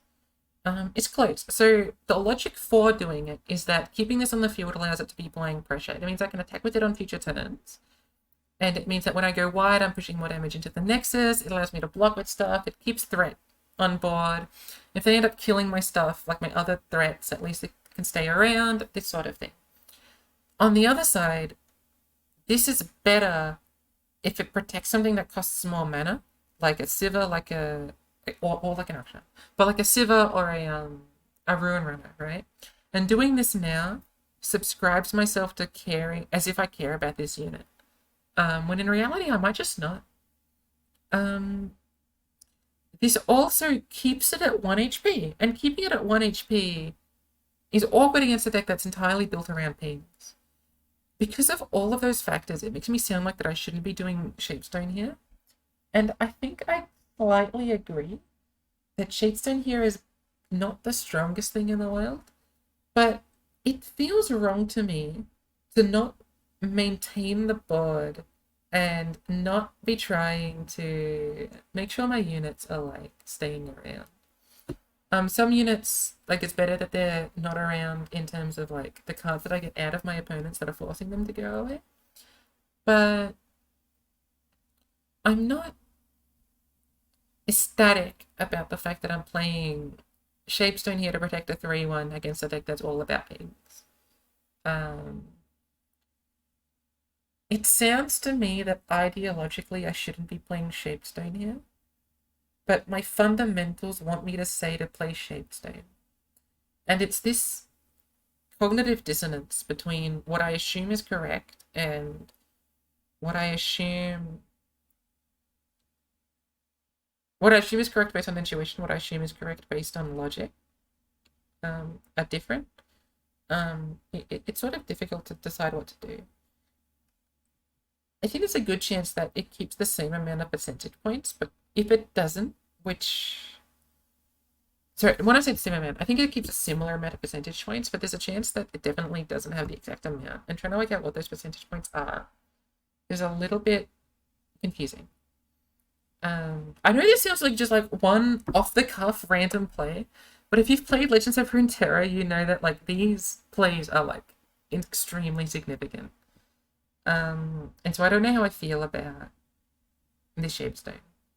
I still don't know, but I've played the Shapestone at this point. Right things. I'm gonna have another drink of water because I talk a lot.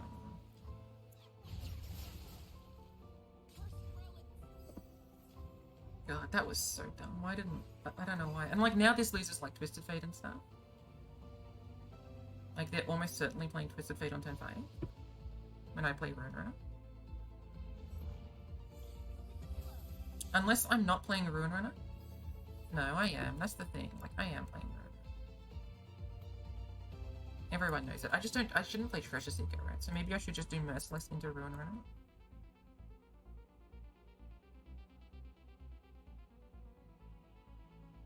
That way I'm not blundering the Treasure Seeker away. Yeah, that Shapestone was also wrong. I'm not in the element. I'm not doing the things. The occurrences aren't happening. The games aren't being. I remain in solitude, away from my team, scolded for the paths, which no person should ever pass again. It's just not happening. I was pretty down in the dumps. I mean, like, I thought I should have lost the Cane Vein. The turn 6 thing wasn't great. on last turn where I pass when I do the predict. Like I wasn't feeling particularly happy, and I felt that this was important because Animor can beat Turtwigs, but it's not particularly easy. And it just wasn't. I wasn't in like the best of positions in terms of like how I thought I was gonna win. And you can hear in my like what I'm saying. And like doing the shape soon just made me feel like I've played my best piece of interaction in my hand, and um, I use it to keep a 3-1 alive when they're just going to play Twisted Fate, and now what a useless play it was when I play my Rune Runner, which I have to because I'm trying to apply pressure, and it didn't feel great. Not happening. The game isn't happening. I'm rambling. I have to cut this audio out. They play Twisted Fate. I twistedly die. We all have a good time.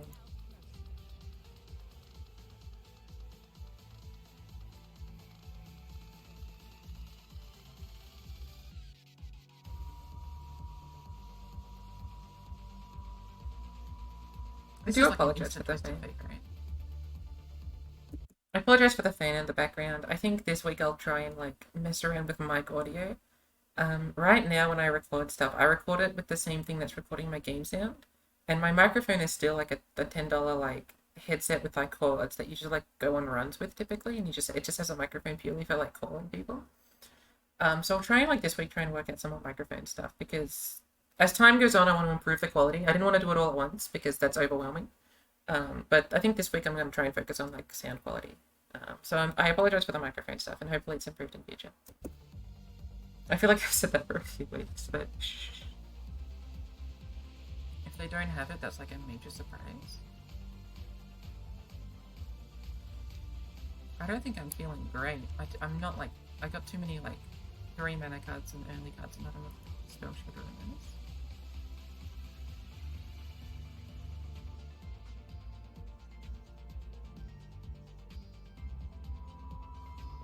Taking a gem. And then Twisted Fate. Sentry. Okay, I see this. Okay, I try and commend my opponents when they do great plays, and I think this play by Branch of Turtwigs is really, really good. I think the gem is extremely clever, and I think stunning the 3-1 is very, very good. And I'm extremely commendable of Branch of Turtwigs here for this play. So why is this play so good?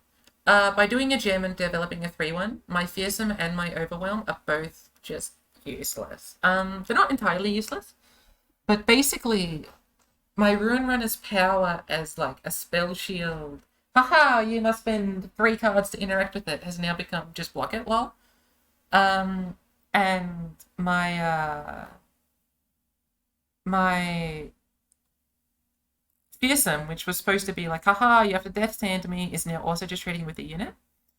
And while these are 1-for-1s, like the Death Sand thing was always going to be a 1-for-1, it just means that they can play a bit more defensively, have more board control, heed my aggression, halt my aggression, and overall just be like much more powerful than I'm being. And I think most people would see a very obvious stun on like getting rid of the spell shield or getting rid of the 4-2. And I think that's probably a mistake that I would have made as well if I was playing Branch of Turtwig's deck. So I just want to like, I know if you've played any Katarina Twisted Fate a lot, you probably saw this play and was like, oh, this is just how you play the deck. But to me, this was like a really cool play that they made. And so good job, Branch of Turtwigs, for what I think is a really cool play. I understand this play. I think I just played Waking Sands though. I could also Absolver.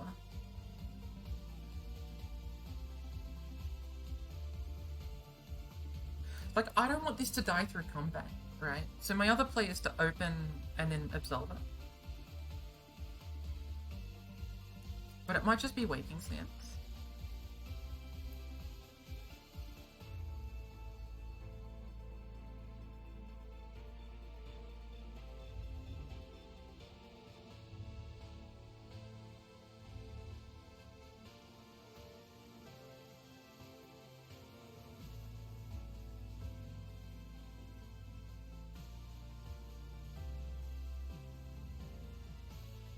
If only I'd kept that shape, you know? only I kept that shapestone.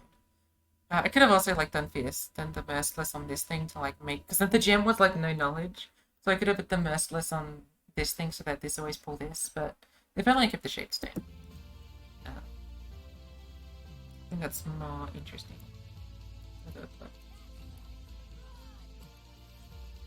This is my best plan.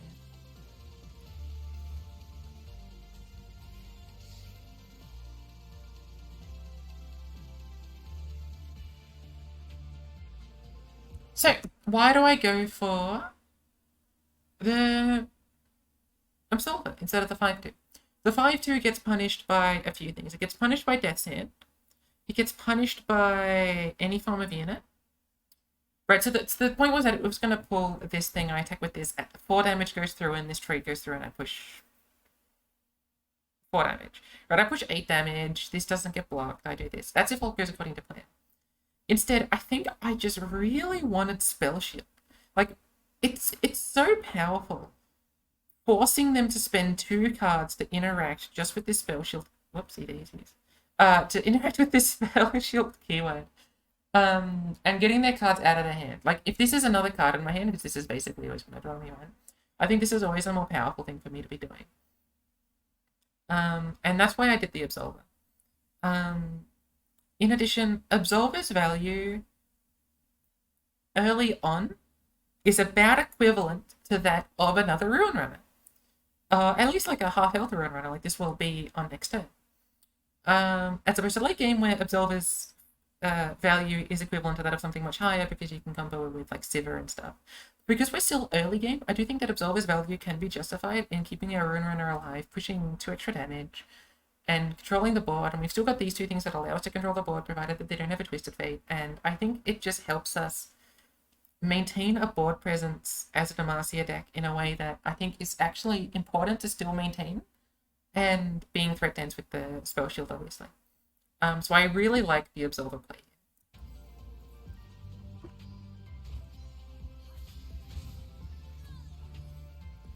I'm gonna wait for Donut to tell me that it's wrong.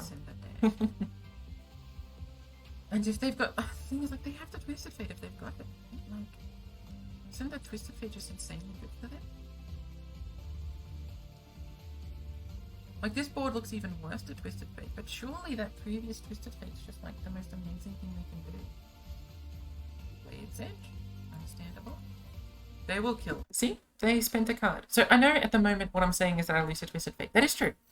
If I had played the Waking Sands, I wouldn't be losing to Twisted Fate as much specifically, but I'm losing to Heavy Metal and Mirai Warden and Death's Hand a lot more if I develop the Waking Sands. And I think this is just like, what cards do you want to play around Twisted Fate or this stuff, right? And they could have played Twisted Fate like this turn anyway. Like, they could have done Gem Twisted Fate this turn, taken the fearsome damage, but killed the 3-1, had Arachnoid Sentry for later on, Ruin Runner, like, all that sort of stuff. Hell, if they've got Twisted Fate, they'll kill it, man. Or they won't, for I have Rite of Negation. I have not. Okay, they're trying to draw into Twisted Fate.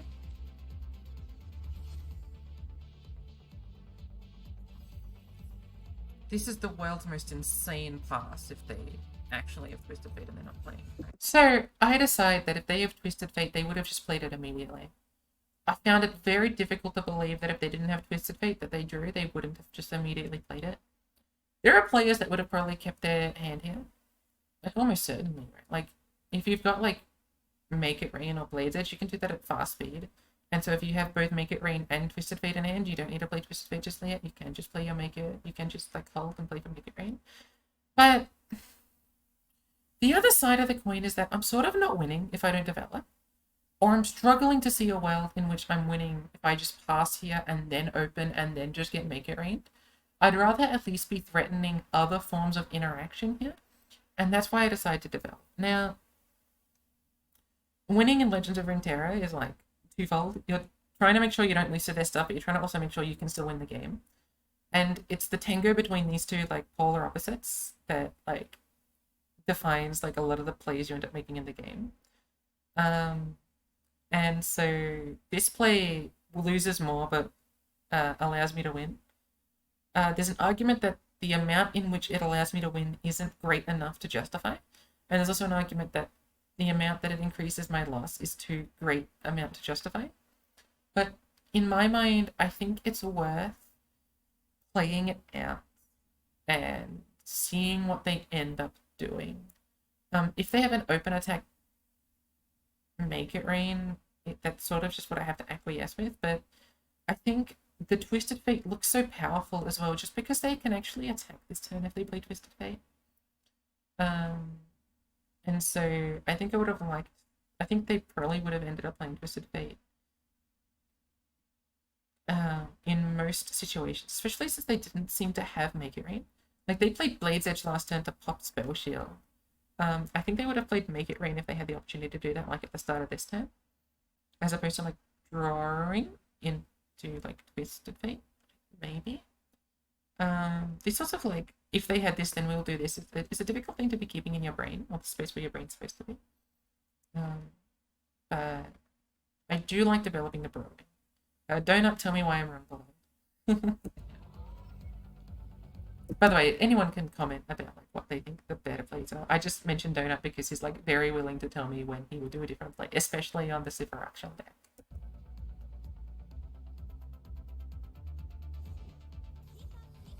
Yeah, they might have Blade's Edge, but I'm going to develop the Treasure Seeker. Okay, now they're in a Twisted Fate. If they've got Make It Rain, I'm like spreading my threats out so that Make It Rain doesn't hurt me as much. And if they've got Twisted Fate, I'm going to be open attacking anyway. And they're going to have to trade into my board by the time that they have the opportunity to play Twisted Fate. Like, they're going to have to deal with this on the open attack. I'm not developing them at all, pretty much. Anyway, because I'm not going to Rider Negate a Blade's Edge. And then I'll open. Oh, and the comment about the Blade's Edge. If they've got Blade's Edge to kill the Ruin Runner, oh well. I was never going to Rite of Negate a Blade's Edge. That's too low value for me. I need to Rite of Negate like a red card or a Make It Rain or a Riptide Rex. Alright, those are the main things. Especially so early on. Like Rite of Negation costs a mana gem and it costs tempo, like mana-based tempo. Not just like the mana gem, but like I'm down trading whenever I play Rite of Negation, so it needs to be protecting a lot of good stuff for a lot of good mana. And so I'm not going to be protecting a Ruin Runner if they play Blade's Edge. So I just play the 2-1 here, so I have a better open attack. I probably Quicksand. Quicksand! Quicksand hits nothing in their deck. It hits Tybulk, it hits... I think I've mentioned this before. It hits Tybulk, it hits... Tibbers, it hits Katarina, that's it. It's the same with Unforgiving Gold, right? So I just play Quicksand, get rid of another blocker. Now I can pull one of these with this thing, do some attack. They might play Make It Rain. Maybe I'll play Rite of Negation. I don't know yet. That sort of thing. I'm gonna pause and have some more water. Wants to be quicksanded besides like Katarina.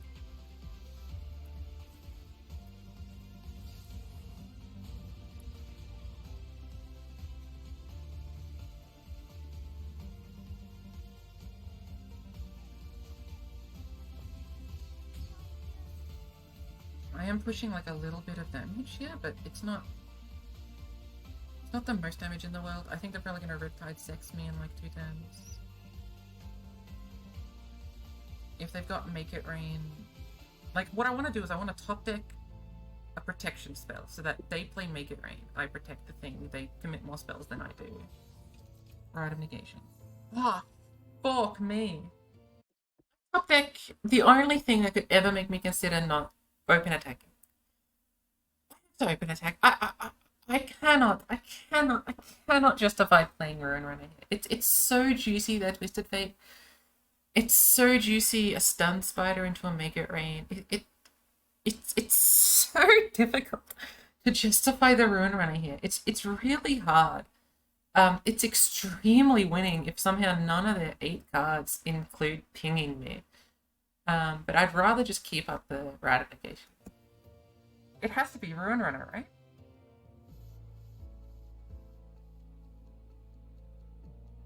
I don't get to Rite of Negate?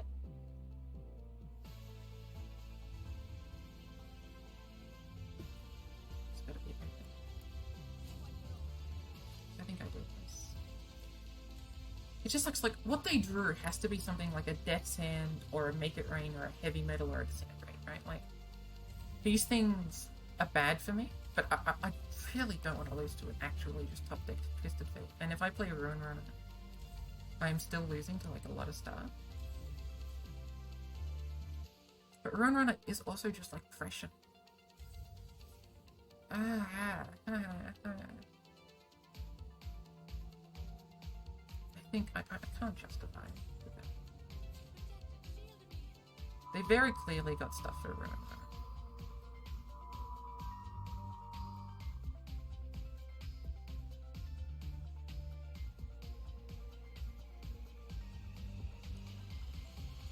That's it. Okay, I think I have to let this one through. So I let it through. Why? I want Red and Negation to get more value. I can just play Ruin Runner. Like, protecting this Ruin Runner is worse than protecting this Ruin Runner at the moment. I get to push more damage, but they're going to have another spell, that's fine. And also, if I can get, like, a Riptide Rex to be negated, it's fine. By the way, if I ever say sex in this game, I'm referring to a typo that I've made of Riptide Rex, where I said Riptide Sex. And sometimes whenever I think of Riptide Rex, I think of Riptide Sex. And so, if I ever say, like, they're going to sex me, I mostly mean they're going to play Riptide Rex. I realize that's a piece of vernacular that maybe isn't conducive to like good content, but so be it. You're gonna have to deal with it. Heal to play Ruin Runner. Like, at least this kills a Rex, by the way. Like, if they go all in on a Rex, I'm like happy. Bull Shark. I think I might pass. I don't think I want to play Ruin Runner just yet. I think I'm willing to pass. Like, imagine if they top deck Twisted Fate. I mean, they're going to get, like, a fleeting card, right? But they're drawing twice. This is a reason not to save up for the Ruin Runner. Okay, let's talk about what happened there, because I think it's interesting, and I think it's a part that's hard to know what to do. So I didn't want to play Ruin Runner here. What I normally call, like, the any Lee Sin reason, which is that there's no reason to be playing your Spell Shield units early, because that gives them time to pop the Spell Shield. You'd rather, in a combo-y sense, make them have the least amount of mana possible to interact with your board. And to do that, you need to play your cards as late as possible, because that means they're going to have less mana over like the defensive turn and then your attack turn in order to interact with your combo. I called this the Animal Lee Sin thing because it's when he played Auction Lee Sin and he wouldn't play his like Spell Shield Lee Sin until like his attack turn, or maybe like the turn before his attack turn, because he wanted to give them the least amount of opportunity in order to Spell Shield off the Lee Sin. So because of that, I decided not to play Ruin Runner on the last turn, because I don't want them to have mana that they can spend to kill the Ruin Runner. And it's not about like the amount of mana, like net total. It's more about the amount of mana they have access to in the time that it takes to kill the Ruin Runner. There's no reason to just let them do it early. The issue, of course, is that if that's going to prevent me, like passing, prevent me from playing like threat-dense things, such as Ruin Runner and Sivir on the same turn, then maybe I should have played Ruin Runner last turn so I can play Sivir this turn. I stand by that passing was correct. Sivir's a specific card to draw. Like Sivir, 3 copies of Sivir, 1 copy of third Ruin Runner are the only things that punish this sort of Ruin Runner-esque play. But it's something to be considering, right? As well as like draw. I don't run draw anymore. Okay, never mind. I don't run draw anymore. I guess like it's Alani. Not really. If I get Zolani, I'd probably put it on Awakened Sand to get the Darkened Veil. So I hope that point makes sense. And so when I say I got a little bit punished, it's because the only issue with this is the Ruin Runner Sivir, but because I've got 2 turns and I'm not going to be drawing that much, I think I'm fine passing. I think it's fine.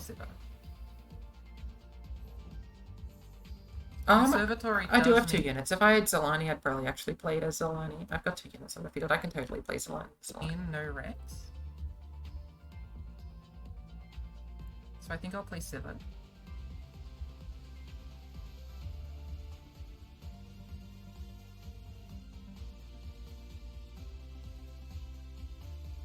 I could pass it.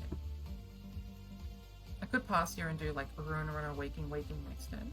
No, I will play Sivir. I'll play Sivir and try and get the answers out. So I say I can pass here. Their cards are so cheap that like the concept of passing so that I can do Ruin Runner, Waking Sands, Spell Shield on the next turn just doesn't matter anymore. They've got 11 mana. If they want to, they can Heavy Metal Death Sand, Disintegrate, Mystic Flock, whatever. I'd rather they just put half of their answers into Siva right now and then do half of their answers into Ruin Runner, and then I have the things next turn. It's just basically about threat density at this point. And because I drew the Siva, now everything changes in terms of like being threat dense with spell shield units. And I picked the Siva over the Ruin Runner because the Ruin Runner has Overwhelm, so it's going to be more likely to be killing them. Especially since like Ephemeral is also like trying to be like a lethal keyword and not necessarily like trying to be board treaty. So I'd rather they kill my Siva this turn than play Siva next turn and let them kill Siva then. Like, they don't have to kill Siva next turn. They can just chump block Siva, and then, like, what have I gained by playing Ruin Runner this turn? They kill Ruin Runner, and then I play Siva next turn. The more powerful thing to have next turn, genuinely, is a Ruin Runner, not Siva. Unless I get Absolver. I already played an Absolver this game, so... And then we do Ruin Runner, Waking. I would love to draw a spell. If I can draw something that targets, I would be really happy. If I play, like, maybe I should have played this next turn to make, like, Siva top decks better. That's the only card in my deck that I can't play two of. Besides, like, third Ruin Runner. They got Make It Rain. Fuck, that's also, like, a really good Make It Rain. This Make It Rain's both good and not good. Literally, they're two options. They're three options. Hit all my units, hit my 1/1s, or hit a 1 health and a Siva. I think this was actually pretty good for me. I'm so threat dense with Spell Shield that like getting rid of their cards in hand is like really good for me. But I really did want to go for lethal with the Spell Shields. I think I play Ruin Runner. I think I do double Waking Sands and I see what they do in response. Yeah. I have to hope their hand is something like double Riptide Rex. I'm gonna state the obvious here. I didn't block because I didn't want Spell Shield to be hit by Flock, and I just let double Flock kill the Siva. I want them to... I'm repeating this point. I just want them to spend all of their cards to deal with Spell Shield. And a bunch of nonsense. That's why I didn't block. It's fairly obvious, I think, to most people, but I didn't block there because I don't want to put Siva into Spell Shielding. 2 Disintegrates, 2 Flocks, that sort of thing. Like, just the world's most awkward hand. Blade's Edge, okay.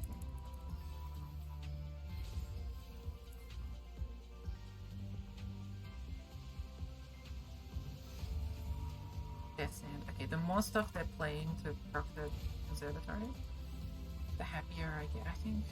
But it's not, I'm not happy with that. It's not right.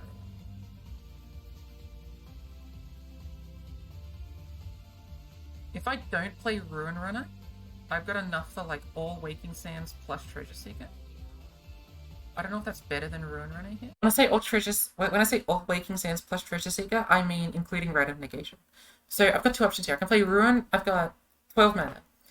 Let's say I want to play Rite of Negation.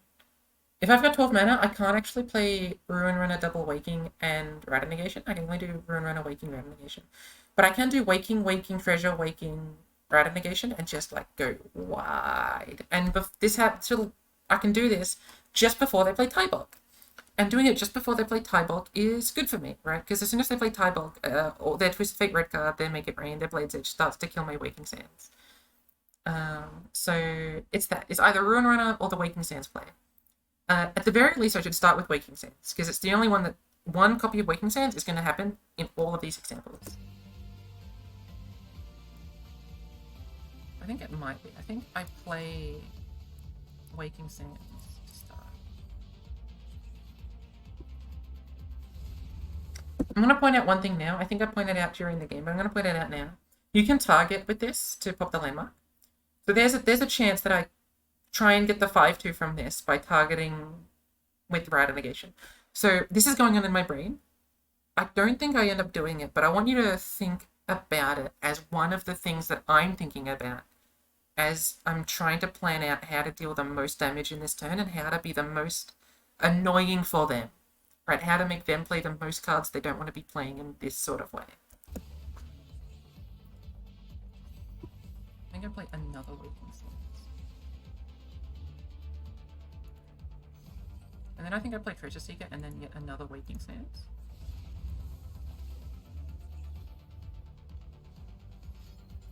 Heavy Metal, okay. I'm very nervous. I feel like I'm just not playing properly. Like I'm playing really like badly. But I think I do Treasure Seeker. And I think I do get another fucking Waking Sense.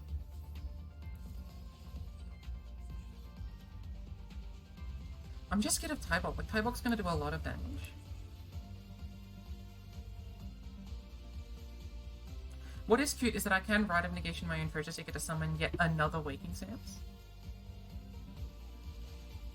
Like, so if they do Make It Rain, I can, like, hit the Treasure Seeker, do another Waking Sense.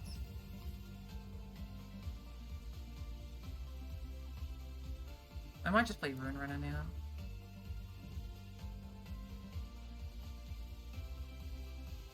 It's a lot more pressure, and they would have played something if they could have. This is again the same logic as before. If they had Twisted Fate, I think they would have played it. And if they've got Make It Rain, then so be it. And this is just like me being as threat dense as I can possibly be. I'm just trying to like lay on damage as much as I can. And I'm gonna be drawing a card, because I'm not gonna be something the 5/2 anymore, because I get another defensive turn. And so if I draw a card into something like another Sivir, or wait, is this my third one? Might be my second, but if it's not, it's my third. I think that's cute. Or like a Concerted or something, like Rosalani. Right, all of these things are pretty decent for me. I want to just be applying pressure, and they seemed to have been having an awkward hand. Because I think they would have probably played something by now. Like most of their stuff is fast speed, but since it wasn't being played the last few turns, I want to do it like this. Not happy about this play. I think I'm not happy about how I played. I'm not happy about the play that I'm making. But this is a lot of pressure, and they will be able to kill Sivir, but I'll have these two units around. I'll have the draw, and I'll have Rite of Negation for the Riptide Sex. This thing scares me quite a bit. But just because I've got the Spell Shield, I think that I can justify a play like this. So they have to do Riptide Sex or Tybok. And I'm going to be able to draw, and most draws should allow me... Why don't I just, like, go back a little second here? If I didn't play Rune Runner, I would have had Rite of Negation for this specific sequence. And I do think that it's an option to go for this sequence. I think it's pretty reasonable to assume all of their interaction is fast speed, because they didn't play anything at slow speed. And it's also reasonable to assume that they have interaction. If they had units, they would have played it. If they don't have units, they've only got a few things they could have. Sex.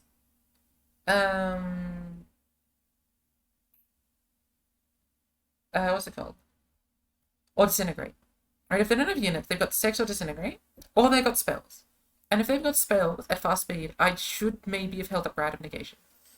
My thinking was that pushing 6 damage and having Rite of Negation in hand is pretty equal in chance of winning to playing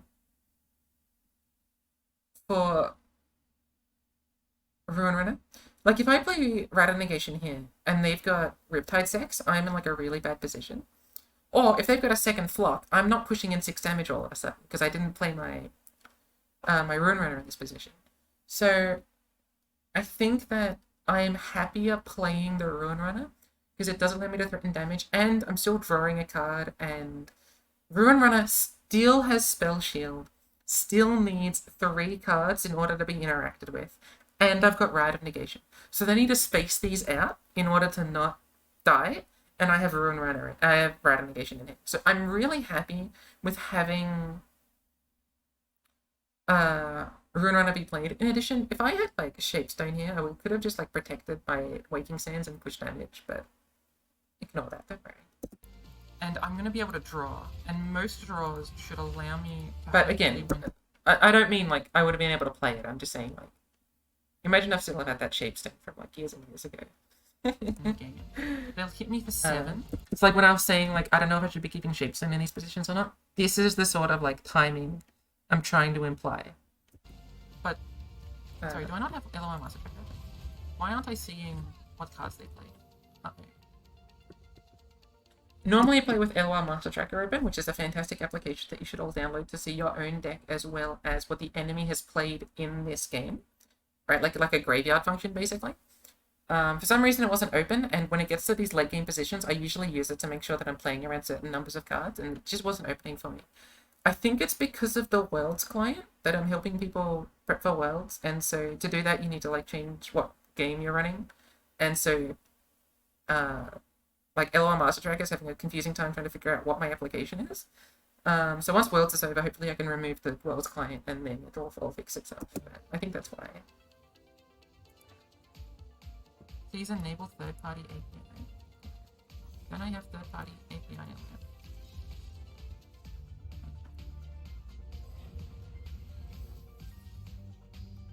I'm gonna draw, try and get like a concerted or something. Concerted. Set up the Vagabond. I think Vagabond is wrong. I think I may as well have just held up Rider Negation. Vagabond's not doing anything for me. I doubt this game is going late enough for me to want the countdown triggers. And so I think I should have just played Concerted. Just straight up. Not necessarily now. If they don't attack for some reason, then I can just do it next turn. But playing Vagabond I think was useless, right? Like, now when I Concert... Because I have to Concerted when they attack me because I don't want to die to burn. And so... Like... I'm going to be playing Concerted when they attack. And so I wanted to hold up Rider Negation, because if for some reason they decide to commit all of their spells, I may as well have Rider Negation up. But they're not going to, but it's just bad practice. And I think that playing Vagabond just doesn't make much sense, because then it taps me into Rider Negation, and then they can guarantee that the thing's going to die this time. Like, sure, I get my trigger, but it doesn't matter. The game's never going on long enough for that trigger to matter, I don't think. This was maybe wrong. I'm maybe not supposed to play Vagabond here, but I wanted to get the countdown just in case this game goes even longer. I'm saying that now. I don't know if that's actually true. I have no idea. Okay. This is sort of the reason why I wanted to play the Vagabond. It also allows me to like get like top deck. It does let me get top deck Sheepstone out, but I can just play it after they play Eye of Nakakibaras. I don't need to play it now. I can play it after they play Eye of Nakakibaras. It's okay. I have to open. I can't not open. Tell me. Give me the information. Apparently my mic peaked so hard that you couldn't hear anything. I was very happy that this managed to be a win. Both for the team. Both of them is placed. There's 14 seconds left on like the real clock, and there's 5 seconds on like the LOR clock moment clock. And winning here was such a shock. I did not expect it at all, especially after the Kane misplay in the Lulu Jinx game, the turn 6 pass on the Sivarakshan game, the Shaped Stone and some of the awkward plays in this game. I really didn't think I'd win, and Branch of Turtwigs played their heart out, right? Like, I've been recording for what, 2 hours on what's just one best of 3. I've recorded for 2 hours, with only 45 minutes of it being gameplay, and I guess 75 minutes of me talking, in what was an absolutely close set. And so I don't know how to talk to Branch of Turtwigs. I don't have any line of communication with them, I don't think. But really fantastic best of 3. I really enjoyed this one, looking back on it. I think there's a lot of interesting plays and lines, and I think this is a really interesting one to analyze for these matchups in particular. I think these matchups are really interestingly shown, at least from my perspective. I'm sure Branch of Turtwigs has a different opinion. But I feel as if I showed well, not accurately, but showed well and analyzed well what sort of things you want in these matchups and what sort of gameplay styles you want to be going for. I think I showed where I misplayed and why those were misplays and how different frames of mind can change how you can think about these games. And I think that this is probably the best set that I've recorded for the YouTube.com. But Branch of Turtwigs played their heart out, and I really want to thank Branch of Turtwigs for what ended up being what I think is an amazing best of 3. Resolve. Oh my lord. How can one person misplay into victory?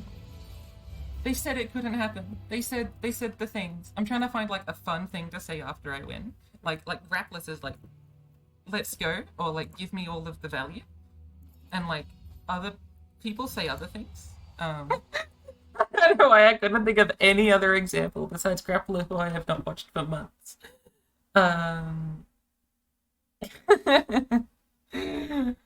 Like Sir Terminus is like GG's opponent, which is like really wholesome because Sir Terminus the fucking goat. But I don't know what else to say. I could say like get in. I could be like Geo Wizard. I'm gonna join back with my teammates. I don't know where they are. They're in Aegis Esports Legends of Runeterra. Spidz, that was so scary. My fucking heart's freaking out. World's most undeserved wins. The Kane Oh play my into the Jinx was absurd. I don't know why I did that. Yeah. Yeah. I think every game I made like 2 or 3 misplays. Especially passing when I predicted. That was the worst. Try to burst past on them. No, I wasn't burst passing. I ran out of Oh, time. Oh, right. Yeah. Did you not? Can you not see the timer? No, we see the time. We Yeah, also see the other time when there's only 10 seconds left in the game. Yeah. Blue God has added me. I don't know why Blue God added me instead of Anita. Well, I guess, okay, sure, that's good for me. I'm glad I recorded those because there were a lot of misplays that I definitely made. Yeah. Especially Kane into Jinx. That was such a throw. Yeah, My thinking was like, I was okay think- with this, and then I thought if they've got Pokey, maybe I'm not so okay with this. If they've got Pokey and Jinx, I mean.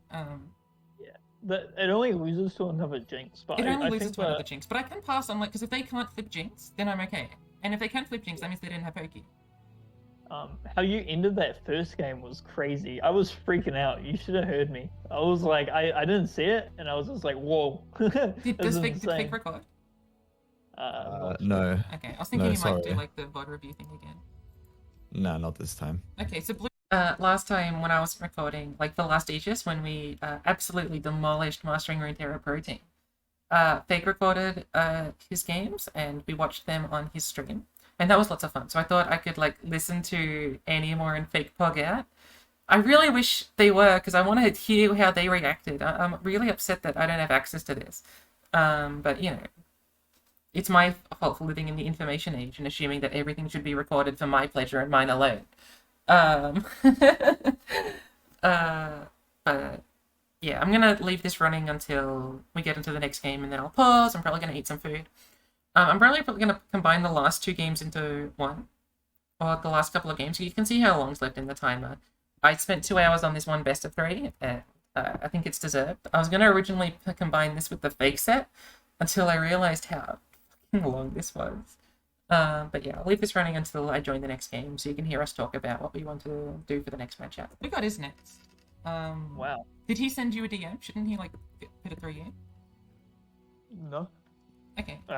It's they can tell you, it's fine. Okay. Well, I guess I'll start fighting Blue God. Yeah. Oh, Or you am I can supposed take to a minute. report? You don't have to. You can report at the end. It's fine. You I'll do all that. Yeah, but isn't the reporting automatic? Yeah, but if we can just like do it manually. Yeah, don't worry, Spidz. Just Just- focus on your game, okay? Just I slow can down. do it. Focus on your game. You don't have No, to demean me nor patronize me. No, I don't want you to focus anything else besides the game. okay? That more I is can a do all that. misogynistic. Don't worry. That word. I was not gonna match report and I clicked on the EMEA one. I don't know if they're different. I don't think they are, but I don't think I should report if I'm clicking on the EMEA one. Yeah. I'm gonna fight Blue God. Have Okay. fun. Thanks. Good luck, Spidz. I've returned. And yep, that's it. Thanks for watching this absolute behemoth of a video. I hope you watched at 1.25 speed, because if you watched it at any slower than that, probably wasn't as enjoyable. Thanks for watching, and goodbye.